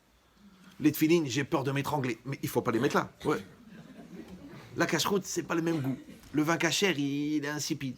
Le fromage cachère, il est dégueulasse. Il y en a, il m'a dit, j'étais dans un restaurant, dans un magasin cachère à Toulouse, je me rappelle. Il y a un monsieur qui rentre chez moi, il me dit, excusez-moi, pourriez m'indiquer le fromage? Je dis, ben voilà, ils sont là devant vous. Je dis, pourquoi? Il m'a dit, parce que monsieur le rabbin, le fromage cachère sur le bacon, mais il m'a dit, c'est un truc. Ah, il faut essayer. Je lui dis, mais tu béconnes ou quoi? D'accord. Le mec, il achetait du fromage cachère pour mettre sur son bacon, sur son cochon. Je sais pas si vous voyez le niveau de... Ouais. D'accord? Mais en vérité, tu dis, bah écoute, le pauvre, écoute, il a grandi là-bas dans la banlieue, il a rien connu dans la province, et ils ont quitté l'Algérie il y a 54 ans, il a été muté là-bas à Saint-Lys, à 34 km de Toulouse. Ouais. Mais toi, t'es ici, t'es à Bnei Brak ici. Ouais. Mais pendant les vacances, tu continues à faire des choses bizarres. Au travail, tu continues à faire des choses bizarres. Il faut, au fur et à mesure, améliorer. Grandir. Ouais, c'est ça. Yaazov, Racha, Darko. Veish Aven, marchez votav. Regardez la suite. Et l'homme fauteur, marchez votav, ses pensées. C'est quoi les pensées? On a expliqué déjà 1 million de fois que la machashava, ça vient du verbe larchov, qui veut dire penser. Mais ça vient aussi du mot chashuv, qui veut dire important. Maintenant, écoutez bien ça. Normalement, un homme, il est censé faire ce qu'il dit. Ça va? Après, il est censé dire ce qu'il pense. Ça va toujours? Et après, il est censé penser ce qu'il pense. Vous allez dire, mais évidemment qu'il le pense, puisqu'il le pense. D'accord? Par exemple, là je parle. Vous pensez à ce que je dis. Mais le fait que vous pensez à ce que je dis ne veut pas dire que vous pensez ce que je dis. Donc quand les gens ils disent, vous savez, je pense. Moi, je connais, par exemple, je savais qu'un gars, il frappait sa femme, d'accord? Donc je lui dis, est-ce que tu aimes ta femme? Il me dit, mais c'est évident. Mais je lui dis, est-ce que tu le penses? Il m'a dit, c'est évidemment que je le pense, puisque je le vis. Ah, je dis, pourquoi tu la frappes? Bon, déjà, il l'a regardé, elle va mourir ce soir. Ce soir. Mais l'idée, c'est quoi? C'est que, et je l'ai attrapé, sa femme n'était pas là, je lui ai dit, écoute, viens ici. Si tu la frappes, et que tu trouves ça normal, et que tu arrives à le légitimer, et que peut-être même que tu le kiffes, entre nous, hein, de toi et de moi, peut-être tu l'aimes pas. Vous me suivez ou non? Alors à quoi ça te sert de te gargariser que genre, je l'aime, puisque tu la frappes? Peut-être tu l'aimes pas. C'est comme les gens, il a écouté 54 cours. Il m'appelle à moi, il me dit, Rabbi Chetrit, écoutez, j'ai écouté 21 cours sur la Parnassa, 32 cours sur le Bitachon, mais j'ai toujours peur pour la fin du mois, qu'est-ce qu'on peut faire? Je dis, moi, je te donne une information. Mais toi, tu dois devenir cette information. Tu dois intégrer donc toi, tu dois développer ta émouna et ton bitachon et ta croyance et voir les miracles d'Hachem et lâcher prise. Et quand tu as fait ce que tu avais à faire dans le magasin, bah, tu dis au bon Dieu, fais le reste. Et quand tu vas signer avec le client, tu pries Hachem qui t'aide et qui t'ouvre les portes. Ou non, tu dis non, je maîtrise la situation jusqu'au bout. Alors le bon Dieu, il dit, bon, puisque tu es tellement fort, ouais, alors débarrassek, débrouille-toi. Ça veut dire que ça, à quoi ça sert de connaître les notions de croyance si tu n'as pas intégré la croyance? Donc ça veut dire qu'en vérité, écoutez bien, tu penses, mais tu ne penses pas ce que tu penses. Il y avait un gars à Strasbourg comme ça, son fils il a fugué, 15 ans. Et moi je l'appelle, je lui dis, écoute, où est-ce qu'il est ton fils? Il me dit, écoute, la vérité, j'en sais rien. Ben, on a cherché chez les copains, on a cherché les grands-parents, on a cherché à l'hôpital, la vérité, on a même cherché à la morgue. On l'a pas trouvé. Je dis alors? Ah ben, il me dit, qu'est-ce que tu veux que je fasse? Je fais, mais là, ça fait 3 jours, là. Ouais. T'es tranquille? Ouais. Qu'est-ce que tu vas faire maintenant? Ben, je vais aller dormir. Je dis, mais comment t'arrives à dormir? Ton fils de 15 ans, il est dans la rue, tu dors? C'est ton fils, non? Ouais, mais qu'est-ce que je fasse? Qu'est-ce que je fasse? Ça veut dire que pendant 15 ans que tu t'es occupé de lui, t'es pas devenu parent. Donc ton fils, il n'est pas rentré dans les choses qui sont chashuvot. Donc, ils ne sont pas dans ta mahashava. Vous me suivez ou non? Parce que ta mahashava, ta pensée, c'est ta pensée profonde. C'est l'essence de ton être. Et je vais vous dire un truc qui va vous choquer. Écoutez bien. Le Ramban, il dit dans le Dat Akdusha que la semence d'un homme, elle est faite à 99% de pensée. Ça va? Oui. Mais pas la pensée que tu penses. La pensée que tu penses. Donc, ce que tu es au fond de toi, c'est ça qui est dans la semence. Maintenant, quand tu vas voir un enfant et tu vas dire, mais il n'est pas du tout comme moi, mais en vérité, il n'est pas du tout comme celui que tu es ou comme celui que tu montres.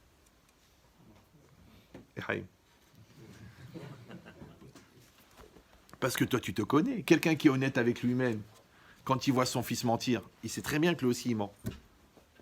Et là, il m'a dit, Rabbi Chetrit, comment ça se fait que mes enfants, ils font de manière dévoilée les avérotes que je fais en cachette? Comment ils savent? Alors, je lui dis, tu sais pourquoi? Parce que les enfants, à 20%, ils ressemblent à ce que tu leur montres, et à 80%, ils ressemblent à ce que tu es. Et on ne peut pas tricher avec la semence. Pourquoi? Parce que la semence, elle contient l'ADN. Et c'est quoi l'ADN? C'est Aleph, Dalet, Nun, avec le Yud de la Chorma. Vas-y. Ado, Naï. Adonakol. Vas-y, va tricher maintenant. Si on retrouve ton ADN sur une scène de crime, tu peux dire au commissaire, allez, arrêtez la plaisanterie. Il n'y a pas la plaisanterie, monsieur, vous allez prendre perpète. Il y a votre ADN. Hachem, c'est l'ADN du monde. Il s'appelle Adon, Akol. Il y a ton ADN sur une scène de crime. Ton fils, c'est ton ADN. Le sourire de ta femme, c'est ton ADN. Tes clients, c'est ton ADN. Ton argent, c'est ton ADN. Il y a ton ADN partout. Donc, si ton argent, il est pourri, il ne va pas produire quelque chose de cachère puisqu'il est pourri. C'est de l'ADN. On ne peut pas tricher avec l'ADN. Et c'est quoi ton ADN? C'est ton essence. Et l'essence, c'est quoi? C'est ta semence, c'est le sang. Et le sang, c'est quoi? Un nefesh. Qui Adam ou un nefesh? Vas-y. Va tricher avec ta personne profonde. Tu ne peux pas tricher. Ça va? Donc l'enfant, en fait, il t'oblige à devenir adulte. Ta femme, elle t'oblige à devenir un mari. Ton mari, il t'oblige à devenir une femme. Le gars, il t'oblige à devenir un juif. Vous me suivez ou non? Le non-religieux, il t'oblige à être un sadique. T'es condamné. T'es obligé d'être sadique. T'es obligé. Parce qu'il te dit, ouais, vous les religieux, t'es mort. Maintenant, soit tu veux dire, oui, je suis pas religieux, voilà, je suis un rachat, voilà, je suis un tordu, voilà, je suis un fou, ouais, je suis incohérent, ouais. Ou non, tu dis, non, je suis cohérent. Maintenant, la teshuva, c'est quoi? C'est d'être ce que tu penses. Donc, ça veut dire, c'est de penser ce que tu penses. Mais si tes pensées, elles sont tordues, si tes pensées, elles sont vides, si tes pensées, elles sont détournées, si tes pensées, elles sont polluées, donc tu dois abandonner tes pensées.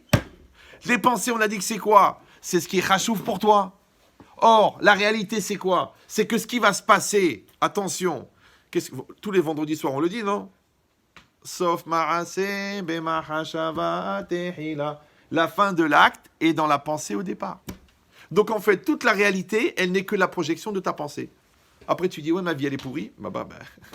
Interroge-toi comment elle est ta pensée. Vous me suivez ou non? Pour ça que le Rav Yerucham Halevi, il dit, Adam, kol chaim shelo ou bonnet ta machashava. Un homme, toute sa vie, construit sa pensée. Et moi, je vais vous dire mieux encore. Quand on va arriver là-haut, c'est pas tes ambiances qui vont arriver. C'est même pas tes mitzvot qui vont arriver. C'est même pas tes serfas qui vont arriver. C'est ta machashava. D'accord? Donc, en fait, c'est pas ce que tu as fait. C'est ce que tu es devenu. Maintenant, si tu n'as pas profité de ce que tu as fait pour devenir, qui c'est qui va arriver là-haut? C'est comme si tu as fait un montage, tu as fait un tralouet, tu as fait un truc, tu as fait... C'est comme les gens qui font du black, ils font du black, ils font du black, ils font du black. Le jour où ils veulent emprunter, il n'y a pas de fiche de paye. Il n'y a pas de revenu, il n'y a rien. Tu dis, mais je pensais que je gagnais de l'argent. Non, tu ne gagnes pas de l'argent, tu perds de l'argent. Tu ne gagnes pas, tu perds. Parce que le jour où tu veux faire des vrais investissements, tant que tu veux faire des... Ouais, c'est pas comme en 1960, tu venais avec des valises, t'achetais des maisons. C'est terminé maintenant. Tu peux plus. Essaye en Israël de rentrer 10 000 dans un compte. Tout de suite, ils appellent la police anti-mafia. Ouais, pourquoi? C'est comme ça. Donc des fois, tu crois que tu gagnes, tu perds. C'est pareil, toi tu mens. Après, tu n'arrives pas. Ou toi, tu casses ta femme, tu casses ton mari. Et le jour où tu as besoin de maturité, tu la trouves pas parce que tu l'as fracassé. Donc ton calcul est à l'envers. Tu croyais que tu gagnais, tu perdais. Vous me suivez ou non? Donc si toi, toute la journée, tu te plains de ta femme, alors t'es marié avec une khmara parce que tu l'as pensé qu'elle était khmara. Si toi, tu penses que ton mari il est nul, après tu ne comprends pas, il ne mène pas dans le chinour. Mais comment il va t'aider puisque tu penses qu'il est nul?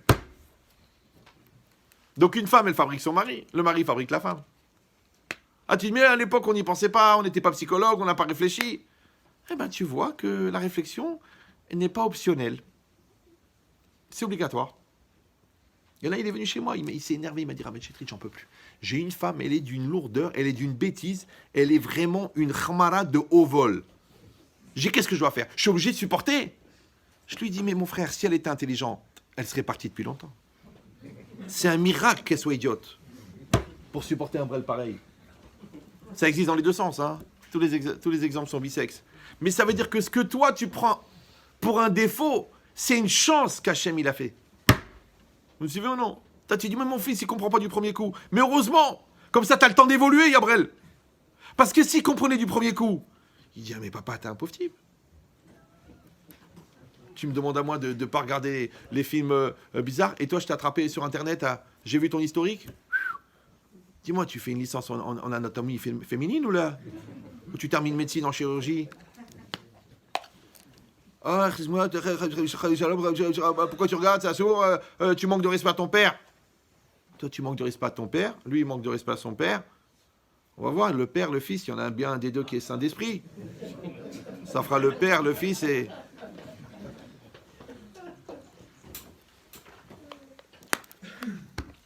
Maintenant, vous voyez tout ce chemin-là qu'on a fait pendant 1h09 et 12 secondes.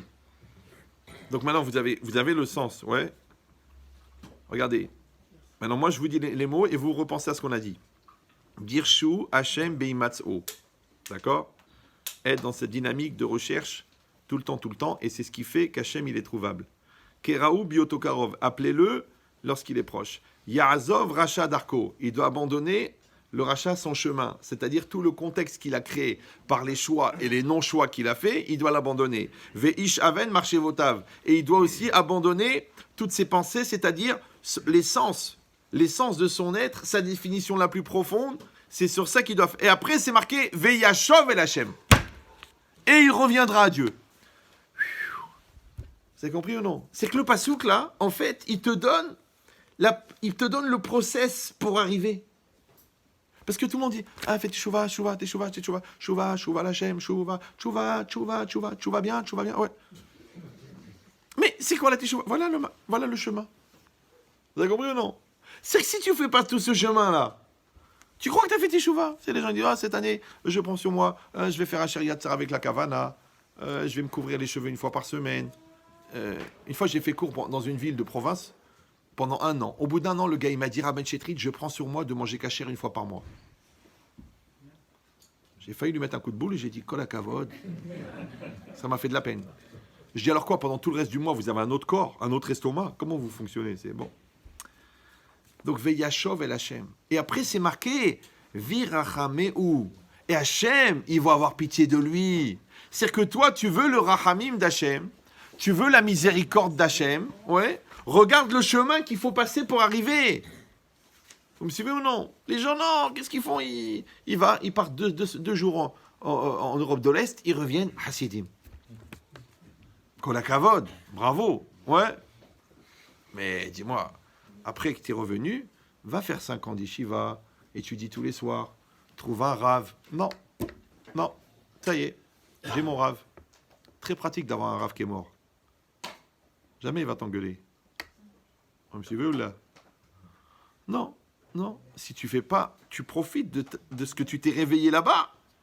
Après, tu viens ici, tu trouves un endroit, tu trouves une yeshiva, tu trouves un rave, tu apprends la halakha, tu apprends tout. Non, le gars, il reste le même, mais maintenant, il écoute. Maintenant, il apprend. Il faut qu'il change. N'importe quel domaine, ouais. Parce qu'il y a toujours quelqu'un qui va te réveiller. Là, c'est un Chabad qui l'a réveillé. Celui-là, c'est le Rav Baruch qui l'a réveillé. Celui-là, c'est le Rabbi Nachman qui l'a réveillé. C'est bien, Mazal Tov, Kol hakavod, je suis fier de toi. Mais il faut continuer après. Même la graine, tu la plantes, Kol hakavod, mais il faut l'arroser.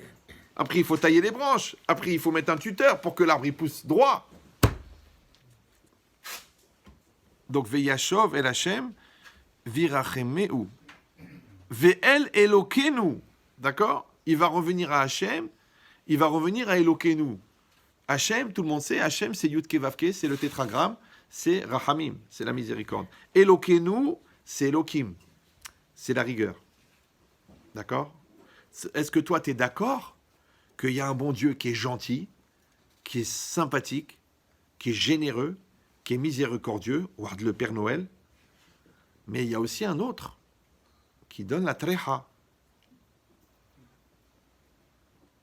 Ou non?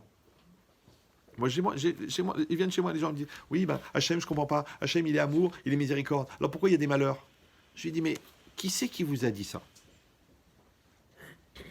Qui c'est qui vous a dit ça? C'est pas dans notre religion à nous. C'est une autre lecture sur laquelle nous avons fait une croix. Hachem, il est Hachem et il est Elohim. Il est Elohim aussi. Et nous, on prie Hachem, Baruch Ata Hachem, Baruch Ata Hachem, Baruch Ata Hachem, Elokenu Melech HaOlam. Et qu'est-ce qu'on dit toute la journée à Rosh Hashanah, toute la journée, qu'est-ce qu'on dit? Hachem ou Elohim, Hachem ou Elohim. C'est bizarre, non? Qu'est-ce que ça a besoin? Ça va, t'as compris? Il y a Hachem et il y a Elohim. Ok, des fois on l'appelle comme ça, des fois on l'appelle comme ça. Pourquoi tu dis Hachem ou Elohim? Ça va, je vais pas me tromper, non? C'est bizarre, non? Oui, non. Tu sais pourquoi? Parce que le gars qui veut pas évoluer, qu'est-ce qu'il dit, lui? Hachem. Alors on lui dit, Hachem ou Elohim, hein? Toi, tu prends le PGE, l'État, il veut t'aider. Mais à un moment ou à un autre, on va contrôler qu'est-ce que tu as fait avec. Donc l'État-providence, l'État-rahamim, l'État, din, il vient chez toi, monsieur, vous avez pris 360 000 euros de PGE, et cette année, vous avez marié 2 enfants,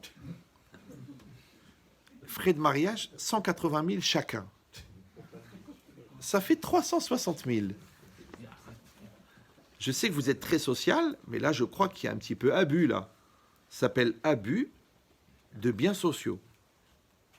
Parce que quand tu fais dans la souche, tu vois un chèque 18 000 euros de champagne avec un chèque de société. Ah ben, c'était une soirée, voilà, tous les collaborateurs. Parce qu'on a retrouvé la liste, tous les collaborateurs sont tous de la famille. C'est un phénomène. Alors, sur le moment même, tu rigoles, t'as ambiance, tu kiffes, tu trucs, allez, vas-y, tiens, commande 19 kilos de bourraille, 19 trucs et 3. J'étais quelque part, là, le gars, il a commandé 200 bouteilles de champagne à 600 euros chacune. C'est beau. C'est beau. Ben, il a les moyens, grâce à Dieu. Ouais. Mais celui qui n'a pas les moyens, comment il fait? Alors, t'as kiffé, t'as cuvé, mais à un moment ou à un autre, faisons les comptes. Et l'inspecteur, il tombe sur qui? Sur toi. Il vient, il te dit, bon, alors on va éplucher tout ça, et toi, tu vas mourir. Tout le kiff que tu as fait, il part. Pourquoi? Parce qu'à un moment, on fait des comptes. Ben, c'est exactement pareil. Maintenant, pourquoi Hachem, il a créé les inspecteurs du fisc? C'est pour quoi faire? C'est pour que tu comprennes qu'un jour, on va inspecter les comptes, là-haut. Vous me suivez ou non? Quand quelqu'un il a un malheur, alors allez-nous, il a un enfant malade ou quoi, il commence à réfléchir. Et pourquoi? Qu'est-ce que j'ai fait? Qu'est-ce que j'ai pas fait? Qu'est-ce que j'aurais pas dû faire? Quand quelqu'un il a une femme ou un mari qui est pas bien, il fait des comptes. Mais non, pourquoi ces comptes-là que tu es capable de faire quand il y a un malheur, tu les fais pas avant? Quand on t'a proposé le business, il faut être capable. Raveman, il disait, faut être capable de déchirer un gros chèque. Déchirer un petit chèque, c'est facile, mais déchirer un gros chèque. Une fois, il y en a, il est venu chez moi. Il m'a dit, Rabbi Chetrit, vous êtes très très connu, je veux vous aider pour vos œuvres et tout ça. Je dis, ah bon, qu'est-ce que vous me proposez? Il me dit, je vais vous donner 2 millions, à l'époque, 2 millions de francs pour vos actions. Je dis, mais de quoi il s'agit? Ben voilà, on a un support, ça s'appellera le support de la communauté. Vous pouvez mettre tous les articles que vous voulez dedans, nous on vend les supports, et on vous donne 2 millions à la fin de l'année. Bah, j'ai dit, Mina Shamaim. Je lui ai dit, mais si vous me donnez 2 millions, c'est que vous en prenez au moins 18. Il m'a dit 20.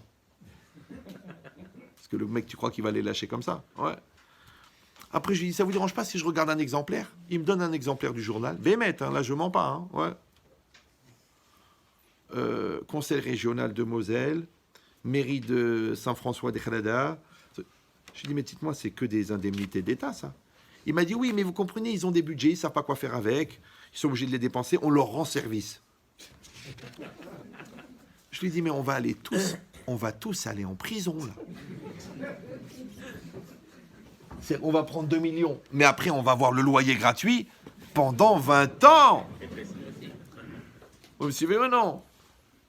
C'est la meilleure manière de garder la santé, puisque tu y seras. Et puis, c'est pas la peine d'amener les fleurs, puisqu'il est fleuri. Et hémorragie, en plus. Ouais. Mais non, c'est une proposition. Vous me suivez ou non? Après, quand j'ai dit non, le mec, il m'a dit, ah, vous savez, il y a beaucoup de rabbins qui pleurent pour que je leur propose.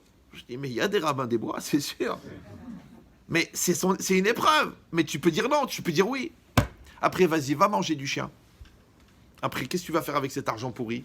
Va falloir faire un endroit pourri, avec des rabbinim pourris, pour des élèves pourris. Après, il faudra trouver des donateurs pourris pour entretenir une institution pourrie qui a été construite avec de l'argent pourri. Tu sais quoi, déchire le chèque, tu arrêtes tout. Mais c'est pas facile, 2 millions de francs à l'époque. Tu les prends ou tu les prends pas? Comprenez ou non? Il y en a une fois, il m'a téléphoné, il m'a dit, si vous me faites le Shalom Bayit, je vous donne 100 000 $. Je lui ai dit, mais je peux pas. Il m'a dit, vous êtes en Israël, je vous paye l'avion direct, vous rentrez Tel Aviv, une ville en Amérique, je vous donne 100 000 $ si vous me faites le Shalom Bayit. Je dis, je peux pas. Il m'a dit quoi, mais vous voulez pas l'argent? Je lui ai dit, non, mais je sais que vous frappez votre femme. Alors, je vais arranger quoi? Ce jour, elle est réussi à sortir de prison après 15 ans, je vais la ramener en prison. Pour le Shalom Bayit. Déjà qu'elle ne s'est pas suicidée, c'est un miracle. Il me dit, mais alors l'argent, il compte pas. Je dis, cet argent-là, il est pourri. Maintenant, si tu peux dire non pour 100 000 $, tu peux dire non pour une tentation de colère.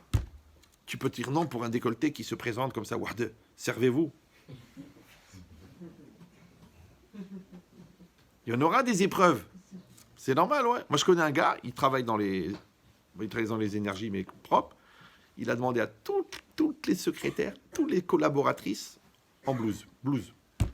Pas de mini-jupe, décolleté, rien du tout. Toi, tu dis, écoute, c'est exagéré, écoute, c'est des Françaises, elles font ce qu'elles veulent, ça rentre pas dans le droit du travail. Le mec, il fait ce qu'il veut. Il y a un autre, il a fait un étage pour les hommes et un étage pour les femmes. Ils font toute la journée du téléphone. même 2 cafétérias. Il n'est pas religieux. Hein. Il a dit non, un bon esprit. Et les femmes, les goyotes, elles viennent, elles disent, oh là là, on a fini avec les dragueurs, avec les fous. Merci beaucoup, monsieur. C'est bizarre, non? Maintenant, si tu vois la bracha qu'il a, le mec, il a une bracha, t'as même pas idée. Pourquoi? Parce que la Gemara, elle dit que la kedusha, elle amène la bracha. Mais la touma, elle enlève la bracha. Donc l'autre, là, tu le vois comme ça, là. Il fait 23 millions d'euros de chiffre d'affaires. Ouais. Après, tu lui demandes, tu peux me prêter, tu peux m'aider pour une famille. Il dit, excuse-moi, j'ai eu des déboires, j'ai eu des problèmes, j'ai pas pu repayer les LED ou je sais rien. On a des problèmes avec les fournisseurs, on est en procès avec le gars, il n'y a plus rien. Parce qu'il y a l'argent, il n'y a pas de bracha. Il n'y a pas de bracha, il n'y a pas de bracha. Non, les gens, ils croient que la bracha, c'est la quantité. C'est la qualité. Tu vois des gens, ils gagnent le SMIC, ils marient leurs enfants, ils payent leur maison, ils vont en vacances, ils ont la shechina à la maison. Et l'autre, je me rappelle, il y en a un pour la bar mitzvah de son fils, il a offert un iPad à chaque invité. Avec sur la boîte le bar mitzvah, et quand tu ouvres, à l'intérieur, la carte du truc, programmée par Apple. Je ne sais pas si vous comprenez. Ça veut dire déjà c'est 500 € rien que l'appareil. Pour obtenir ça de Apple, imprimé sur la boîte, tu vas dire, bah s'il a les moyens. Il a tellement les moyens qu'il est en prison là. Tout ça parce qu'il manquait d'air. Du coup, il a été obligé de prendre du CO2 pour respirer. Sa femme, elle est partie. Il a des trucs sur la tête avec il a 3 procès en cours. Il est soupçonné de meurtre parce qu'il était aussi un peu dans la mafia. Quel bracha! C'est-à-dire que des fois, ta tranquillité, que tu as une femme qui t'aime, que tu as des enfants qui te respectent, que c'est caché à la maison, qu'il n'y a pas de tralouette, il n'y a pas d'embrouille, il n'y a pas de drogue, il n'y a pas... Mais en fait, c'est toi le milliardaire. Mais on ne voit pas ça. Ouais, on rêve de ces gens-là. On dit, ouais, mais te rends compte, ils sont aux Maldives, ils sont partis, ils ont une maison à Dubaï, Ok, ils ont une maison à Dubaï, mais regarde de l'autre côté. Parce que toi, tu regardes qu'est-ce que ça rapporte, mais regarde qu'est-ce que ça coûte. Et ça coûte plus que ce que ça rapporte. Parce que l'autre, ok, on l'a vu, maintenant il a Nainara sur sa gueule. L'autre, on l'a pas vu, comment tu veux le mettre Nainara, il est transparent. Donc c'est ce qui est marqué ici. Cette échouva là, ouais, c'est un cheminement. Yashov el Hashem, Vir Rachame ou Hashem, Vel Elokenu, Ki Yarbe l'Isloach. Là, elle va venir la Slicha. Voilà, le pardon, il est là. Vous avez compris ou non? C'est pas que genre maintenant, t'as pris sur toi, le bon Dieu te pardonne. Non, parce que t'as fait un cheminement. T'as changé tes repères, t'as changé ta manière de vivre, t'as changé ta manière de penser, t'as changé ta façon d'être, tu côtoies pas les mêmes personnes, t'as créé un milieu positif, t'as mis une ambiance dans ta maison, t'as fait tout ce travail-là, alors elle vient la Slicha. C'est ça le pardon. Vous me suivez ou non? C'est pas que la teshuva c'est un détergent qui lave toutes les tâches. Non, le détergent c'est toi. Le détergent c'est le changement. Le détergent c'est la prise de conscience. Le détergent c'est de regretter. Le détergent c'est la azov et tachet, d'abandonner. Mais c'est pas facile encore une fois parce qu'on a des habitudes, parce qu'on est dans un milieu, parce qu'on est pris par une dynamique, c'est dur. Ouais, premièrement. Et deuxièmement, les 2 derniers arguments du Yetzer Hara, c'est quoi? Premier argument, c'est que la personne, elle dit, écoute, maintenant j'ai 50 ans. Tu crois que c'est le moment? Tu crois que je peux changer encore? Je peux évoluer? En plus, d'après ce que j'ai compris, j'étais nul pendant des années. Tout mon système, il est faux. Comment veux-tu que je récupère 35 ans de bêtises, et 35 ans de avérote, et 35 ans d'immaturité, et 35 ans d'ignorance? Le temps, il est passé, qu'est-ce qu'on peut faire? Alors ça, premièrement, c'est le chemin du Yetzer Hara. Avant la faute, il te rend inconscient. Après la faute, il te rend désespéré. Vous me suivez ou non? Il t'emmène dans le youch, il t'emmène dans le désespoir. Maintenant, tu as déjà payé la moitié, parce que tu étais inconscient, en 3 mots. Ouais. Maintenant, en plus, tu vas être dépressif maintenant. Premièrement. Donc, ça veut rien dire, parce que si Hachem, il t'a ouvert les yeux, ouais, parce que toujours les gens me disent, ah, si j'avais su ça il y a 20 ans, si j'avais su ça il y a 30 ans, j'aurais fait d'autres choix. Je dis, écoute-moi bien. Écoutez, je vais vous dire un secret. Je sais que vous êtes fatigués, qu'il y en a parmi vous qui prient pour que je m'étouffe, mais je vais essayer de terminer. Là, de ce soir jusqu'au 14, j'ai cours tous les jours. Je ne sais pas si vous voyez un peu. À Londres, à Marseille, à Nice, à Strasbourg. Donc, dans 15 jours, je vais avoir une gueule comme ça. Ça va? Oui, oui, ça va. Je ne dors que d'un œil. D'accord? Donc, maintenant, c'est quoi l'idée? L'idée, c'est que Assour li Ityaesh, interdit de faire Iouch, interdit de baisser les bras. Moi, je vous dis un secret, comme dans l'éducation. Des fois, les gens ils me disent « Ah, mais Chétrit, j'en peux plus avec ce petit, j'en peux plus. » Je dis « Attendez, je lui dis écoutez-moi bien, les deux, le père et la mère.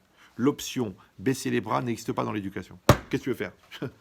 Ouais, il y a des endroits, ils prennent un sac en plastique, ils l'égorgent, ils le mettent dedans, ils le jettent. Bon, c'est la méthode du trou en Belgique, d'accord? Mais nous, on peut pas, c'est ton fils, c'est ton fils. Il y en a, ils disent non, je vais le garder dans une pièce jusqu'au mariage des autres. Ouais, c'est ton fils, c'est ta fille. Tu dis oui, mais j'ai honte, comment elle se conduit, comment le truc, je vais mourir. Ah, je vais mourir. Je dis c'est pas le moment. D'abord, le suicide est interdit, d'accord? Et en plus de ça, ça va pas arranger les choses. Parce que même quand on est mort, vous savez que quand on est mort, si les enfants ils se conduisent mal, les parents ils continuent à payer après. Vous savez ça? Non, parce qu'on dit que si les enfants ils font teshuva et que le père était rachat, on peut le sortir du Gehinam pour l'amener au Gan Eden. Vous savez ça? C'est beau, mais l'inverse aussi. Ça, les gens ils le disent pas dans les enterrements. Bah oui, parce que ils veulent pas casser l'ambiance. Ouais. Mais si toi t'as fait des mitzvot toute ta vie et t'as laissé des enfants tordus et que toi tu vas au Gan Eden, ouais, on te dit là-haut, on te dit mais tu vas pas au Gan Eden, regarde tes enfants ce qu'ils sont en train de faire. Allez hop, tu vas au Gehinam à cause d'eux. Regardez sur loralenu.com, c'est bien expliqué là-bas. Ouais. Et c'est normal. En vérité, quand tu fermes une société, tous les fournisseurs sont payés, tous les employés tout est nickel, tout est propre. Donc toi, au moment où tu vas quitter ce monde, tu regardes, tu vois que ta femme, elle est épanouie, heureuse et contente. Tu vois ton mari, tout s'est bien passé. Tu vois tes enfants, ils sont éduqués, ils sont autonomes, ils sont de tzadikim. Les petits-enfants, tu t'en vas, tu dis, allez, moi j'ai fait ce que j'ai à faire. C'est normal. Ouais, mais si tu te dis, allez, je me cache, j'en ai marre, ça me saoule, j'ai pas envie de me prendre la tête, j'ai pas le temps, à quoi ça sert tout ça? Non, le calcul, il s'arrête jamais. Ouais. C'est marqué Ayotzer Yachad Libam Amevin El Kol Ma'asehem. Jusqu'au Mashiach, on va calculer toutes les retombées de toutes tes actions, positives et négatives. C'est-à-dire que le calcul, en fait, il sera à la fin des temps. Maintenant, il y a des gens qui sont morts il y a 1000 ans, mais chaque Rosh Hashanah, on recalcule les royalties de leur mitzvot. Et aussi les royalties de leur avérote. C'est-à-dire que s'il y a 6 générations, ils ont poussé quelqu'un au suicide, et qu'à cause de ça, l'enfant, il était dépressif, et à cause de ça, il est devenu dealer, et son frère, il est devenu proxénète, et sa sœur, elle était prostituée, ouais. Tout ça sur la gueule du mec qui a cassé le moral du gars. C'est cher. Mais c'est la vie. Mais non, pourquoi? Parce que les gens, ils revendiquent la liberté. Mais si tu veux les bonnes conséquences, il faut que c'est au prix d'accepter les mauvaises. C'est ça la maturité. Maintenant, quand tu prends, c'est comme tu prends ta voiture, tu peux partir en vacances ou tu peux écraser une famille sur le bord de la route. Mais tu as pris ta voiture, non? Donc quand tu prends ta voiture, tu assumes les responsabilités. Ça s'appelle la liberté. Mais les gens, ils veulent la liberté pour les bons côtés, mais pas pour les mauvais. Mais c'est la même chose. C'est la pièce, elle a les deux côtés. Ouais. C'est comme dans l'amour et la haine, c'est les deux faces d'une pièce. Donc dans un couple, quand il y a beaucoup d'amour, il peut y avoir de la haine. Parce que c'est la même énergie, mais mal orientée. Ça s'appelle un crime passionnel. Ouais. Maintenant, tu dis non, je veux pas qu'il y ait la haine. Mais s'il n'y aura pas la haine, il n'y aura pas l'amour. Toi, tu veux des enfants intelligents, mais il faut les assumer. Si tu les assumes pas, ils vont faire des avérotes très graves avec leur intelligence. Tu dis, mais s'il avait été Khmar, il n'aurait pas fait ces bêtises. Mais tu te serais plaint, tu aurais dit, ah, mon fils, il est Khmar. Toute la vie, c'est pareil. Vous savez ou non? On te donne des grosses opportunités. Ah, il faut faire des grands projets. Tu dis, non, j'ai des grosses opportunités, mais je vais faire des choses mesquines. Après, tu dis, oui, j'ai tout perdu. Mais il y a des petits business, il y a des gros business. C'est normal. Il faut apprendre. Maintenant, si c'est ça, le deuxième argument, c'est quoi? On a dit, c'est le temps. Parce que le temps, il est passé, le temps, c'est fini. Alors, je vous donne en 2 mots, et après, je vous laisse tranquille. Hachem, il a créé le monde. Au moment où il a créé le monde, il a créé la matière, il a créé le temps. Ça va? Bon, c'est un peu long à expliquer, faites-moi confiance, au pire, j'ai raison. Mais le Midrash, il dit que avant de créer le monde, Hachem, il a créé 10 choses. Parmi les 10 choses qu'il a créées, il a créé la Teshuvah. Ça va? Ok. Maintenant, tu dis, mais quel intérêt de créer la Teshuvah parce qu'il n'y avait pas encore la faute. La faute, la réparation de la faute, c'est la Teshuvah. D'accord. De la même manière, dans les 10 choses, Hachem, il a créé la tenaille. Pourquoi? Parce qu'il a dit, le premier forgeron, comment il a pu travailler le métal puisqu'il ne pouvait pas le tenir? Ben, il avait une tenaille. Mais pour fabriquer la tenaille, il fallait une tenaille pour tenir le métal. Donc Hachem, il a créé la tenaille. Ça va? Voilà. De la même manière, Hachem, il a créé la Teshuvah avant la création du monde. Maintenant, réfléchis. Quand Hachem, on l'a dit, quand Hachem, il a créé la matière, il a créé le temps. Donc ça veut dire que la Teshuvah existait avant que le temps existe. Oui, non? Faites un signe, parce que j'ai l'impression de parler à un plat d'asperges. Non, je rigole. Vous comprenez ça? Donc, si Hachem, il a créé la Teshuvah avant la création du monde, donc il a créé avant que le temps existe, donc la Teshuvah n'est pas soumise au temps. Très important, premièrement. Deuxièmement, la Teshuvah, c'est quelque chose d'intérieur à la personne. Ouais, c'est pas dans le folklore et dans l'extérieur, c'est à l'intérieur. Et l'intérieur, en hébreu, le Maharal, il appelle ça Dvarim Asichlim, les choses de l'esprit. Et il dit Dvarim Asichlim enam mitachat hazman. Les choses de l'esprit ne sont pas soumises au temps. Ça veut dire que le monde intérieur n'est pas soumis au temps. Alors, je vais vous donner juste une petite application en 2 minutes. Vous savez que l'œil ne peut pas voir plus que 24 images par seconde.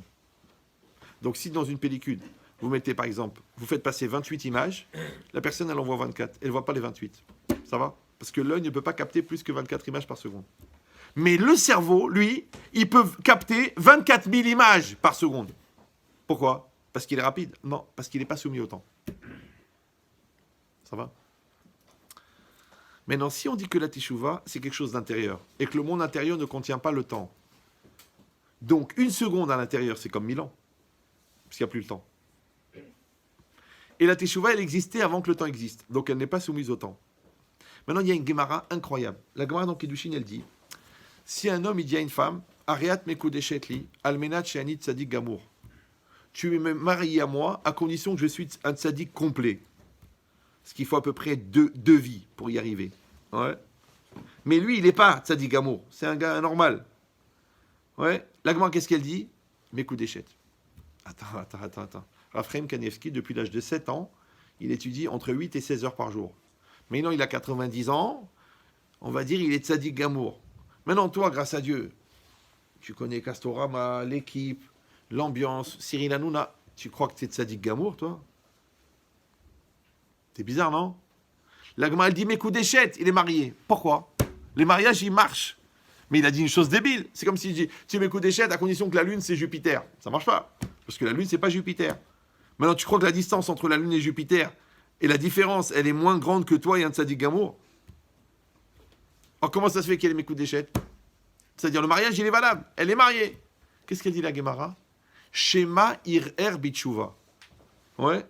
Peut-être qu'il a eu une pensée de Teshuvah. Toi, tu viens, tu dis, excuse-moi, mais c'est bien beau, une pensée de Teshuvah. C'est comme un mec qui te doit 10 000 euros. Tu dis, tu vas me les rendre. Ça fait 4 ans que tu m'as promis que dans 1 semaine, tu me les rends. Tu vas me les rendre. Alors d'abord, il te dit, écoute, est-ce que je suis prophète? D'accord? Et après, il te dit, j'y pense. Mais qu'est-ce que j'en ai à foutre que tu y penses, Yabrel? Je veux l'argent. Je veux les 10 000 maintenant, là tu me sors 10 000 maintenant, tu l'empruntes à ta sœur, ta mère, tu vends les cheveux de ta sœur, tu me donnes les 10 000 maintenant. J'y pense. Comment ça se fait qu'avec l'autre, une pensée ça suffit pas, mais Dieu, une pensée ça lui suffit? Chez Maïr, peut-être il a pensé, hop, mais Koudéchet, elle est mariée. C'est bizarre, non? Oui, non? Oui? Alors je donne mon explication, après je vous laisse tranquille.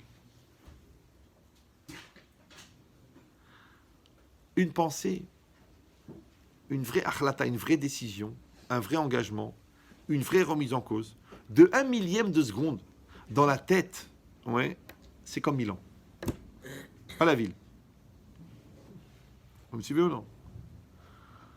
C'est nous que nous, on voit des années, et on voit des décennies, et on voit des générations. Mais à Kadosh Baruch Hu, 1 millième de seconde, il voit ça. Et peut-être même, je vais vous dire mieux, peut-être que la vie, en fait, elle dure 120 ans, mais sur les 120 ans, quand tu enlèves déjà la moitié de la vie que tu passes à dormir, ouais, encore 1/3 de la journée que tu passes à travailler, plus les 15 premières années où tu n'étais pas conscient, plus les 30 années d'après où tu étais têtu. Ouais. Donc, en fin de compte, sur les 120 ans, tu as vécu combien de temps? Ah, comme une plante verte, tu as vécu. Tu as mangé, tu as dormi, tu as été aux toilettes. Ok, tu as fabriqué des fertilisants. Kolakavod, bravo. Ouais, bio en plus. Mais combien tu as vécu? Peut-être 1 heure, peut-être 2 heures, peut-être 6 mois. Où tu as vraiment vécu. Vous me suivez ou non? Parce que les gens, ils veulent tous vivre quelque chose de fort.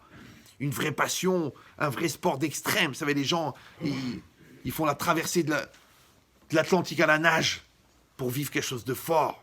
L'autre, il a traversé la cordillère des Andes en VTT en marche arrière pour vivre quelque chose de fort. Vous avez le livre des records ou non? Achetez-le. Ah, c'est beau. Oh là là. Mais il faut le mettre aux toilettes. Oh là là, c'est un déconstipant incroyable. Je me rappelle, à l'époque, il y avait un gars, écoutez bien, il a traversé la Californie en marche arrière, en soufflant avec une paille de 1 mètre sur un petit poids. T'as compris ou non? C'est que le mec, il a écarté les jambes, il a mis un petit poids, ben, il en a mis plusieurs parce qu'avec le frottement sur le goudron, ça s'est usé. Il a poussé toute la Californie, il a poussé un petit poids en marche arrière. C'était dans le livre des records. Eh bien, je vais vous dire une chose. Il n'a jamais été battu ce record. Parce qu'on n'a pas trouvé un deuxième con pour faire pire que ça.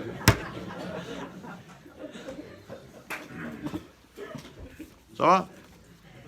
Je m'excuse pour le mot. Hein. Bon. Aujourd'hui, il est presque dans le dictionnaire, puisque c'est un qualificatif d'un politique. Donc, c'est quoi l'idée? Ouais. Ici, on est en train de dire une chose incroyable. On est en train de dire, écoutez bien, que pour Akadosh Baruch Hu, 1 seconde, c'est énorme. Tu sais, c'est comme les gens, par exemple, moi j'ai dit toujours, ils font la bar mitzvah le jour de la bar mitzvah de leur fils. Parce que le mec, il a 35 ans, et quand il écoute le rabbin qui parle au bar mitzvah, et qui dit, tu sais, tu as atteint ta maturité religieuse, maintenant c'est toi qui constitue le minyan, le père, ça lui fait quelque chose, il dit, waouh, waouh. Ça veut dire qu'en fait, le jour de la bar mitzvah de son fils, le mec qui fait sa bar mitzvah, je sais pas si vous... Ouais, c'est pareil, ils sont mariés depuis 14 ans, ils ont 3 enfants, à la naissance du 4e, l'accouchement il se passe mal, il y a une hémorragie interne, il entend les médecins qui disent on est en train de la perdre, le mec il sent qu'il va perdre sa femme, et d'un seul coup il s'angoisse, il pleure, il va, il prie, il prend sur lui Dafayomi, le Shabbat le dimanche, enfin tout ce qu'il peut. Le médecin il dit écoutez elle est sauvée, le mec il a compris, il va voir sa femme, il dit tu sais mon amour, on s'est connus 4 ans avant le mariage, on s'est mariés il y a 14 ans, on a eu 3 enfants, mais là quand j'ai eu peur de te perdre, je me suis marié avec toi. C'est que le mec il s'est marié à la naissance du 4e. Vous me suivez ou non?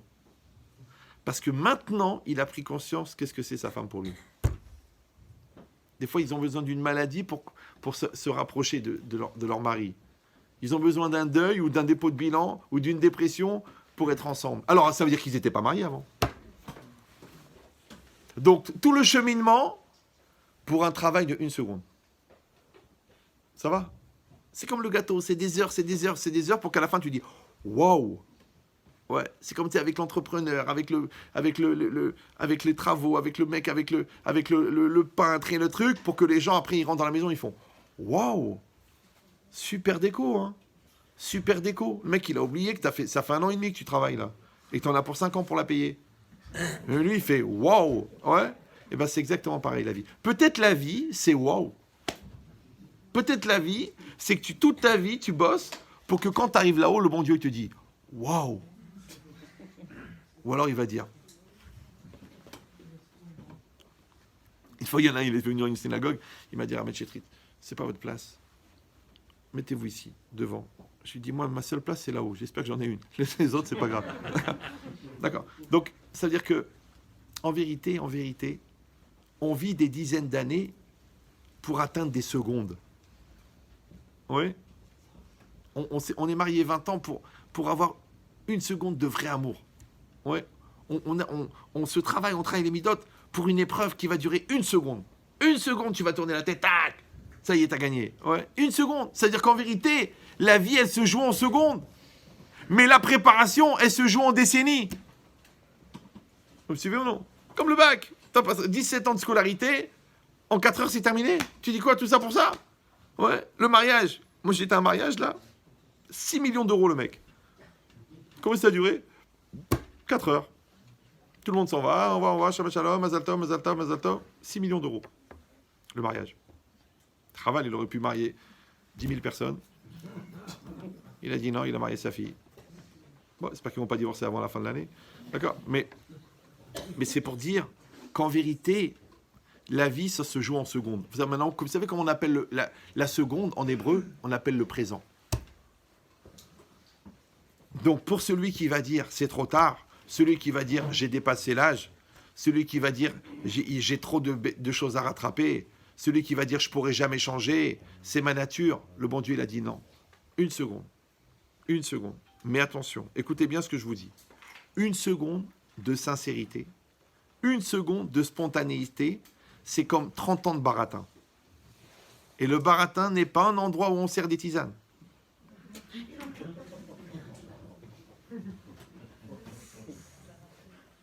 En psychologie, ça s'appelle le taux de FTG, c'est-à-dire la capacité à se foutre de sa gueule.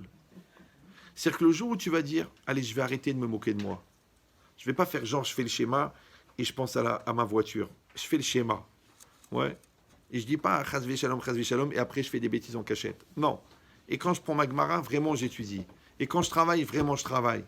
Donc quand je vais faire ça comme il faut, alors ça c'est ça la teshuva. Maintenant, la décision de rentrer dans cette dynamique-là de maturité, combien de temps ça prend? Une seconde.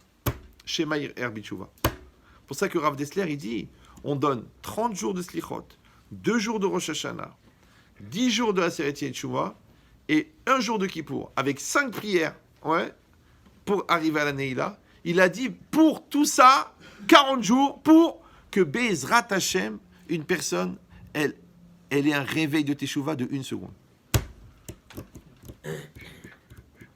Vous suivez ou non? C'est pour ça qu'on refait tous les ans Rosh Hashanah et Kippour. Parce que ça prend du temps.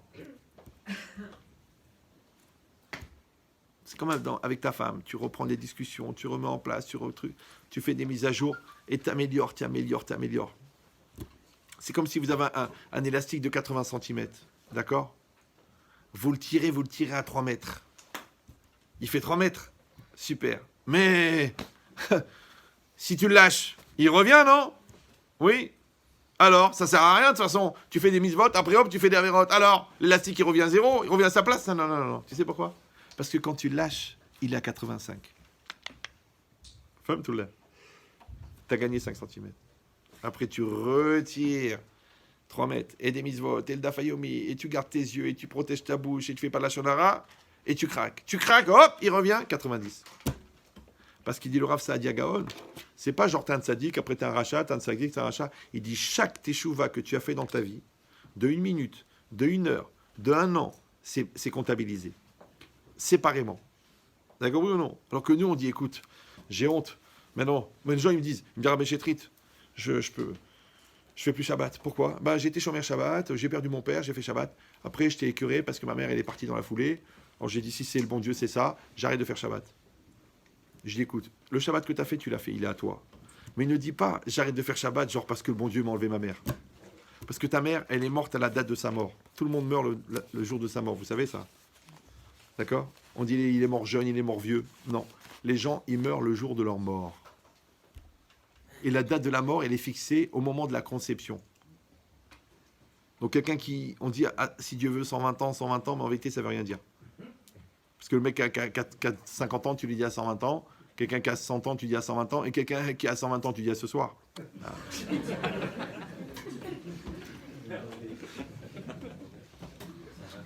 Chacun, il va vivre le temps qu'il va vivre. Maintenant, l'important, c'est pas combien de temps tu vas vivre. C'est qu'est-ce que tu as fait avec les années qu'on t'a données. Maintenant, le Harizal, il a vécu une 30aine d'années. Ouais. Il a tellement étudié la Torah qu'il n'a pas eu le temps d'écrire. Et il y a tellement de commentaires qui ont été écrits sur ce qu'il n'a pas écrit, ouais, que si tu passes toute ta vie, tu ne vas pas finir ce qu'il a écrit de ce qu'il a dit. En 30 ans. Ouais. Et toi, tu as 50 ans, tu dis, donne-moi les commentaires que tu as écrits sur la Gemara. Non, la vérité, non, je n'ai même pas écrit sur Télérama, tu veux que je t'écris sur la Gemara. Voilà, donc ça veut dire qu'on a du travail. Hazak ou Barour. Donc on rappelle que le cours était dédié Leilu Nishmata de Mathilde Chnina Chana Chaya Bat Mezala, et aussi de Yaakov Ben Shmuel, qu'Hachem élève leur Neshamot parmi les Sadikim Israël. On a rajouté le Rav Yosef Chaim Ben Emma Sitruk, le Rav Sitruk, puisque c'est ça Iloula ce soir. Et aussi on une chez les mains pour tous les malades, et en particulier pour Esther Stella Bat Chana. Merci à vous tous d'avoir suivi. Alors, il était 353 sur Facebook et 311 sur YouTube. C'est pas mal. En plus des 3000 là. Voilà, voilà. Restez assis. Ça va et toi? Ouais, Kaddish. À toi. Je la connais pas la Mishnah par cœur. Ça va, ce qu'on a fait, c'est une Mishnah. Là, c'est le double. Ah, si vous voulez le faire écouter, il sera ce soir sur Facebook et YouTube. Il s'appelle... j'ai oublié. Kaddish.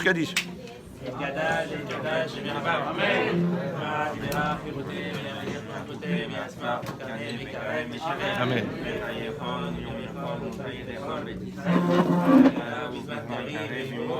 Amen. Yesheve Rabba Mevarach La'alam Adlev Maya Yitvarach Mishtapa V'Ipa V'Tchoma V'Tnaseh V'Tata V'Itale V'Talal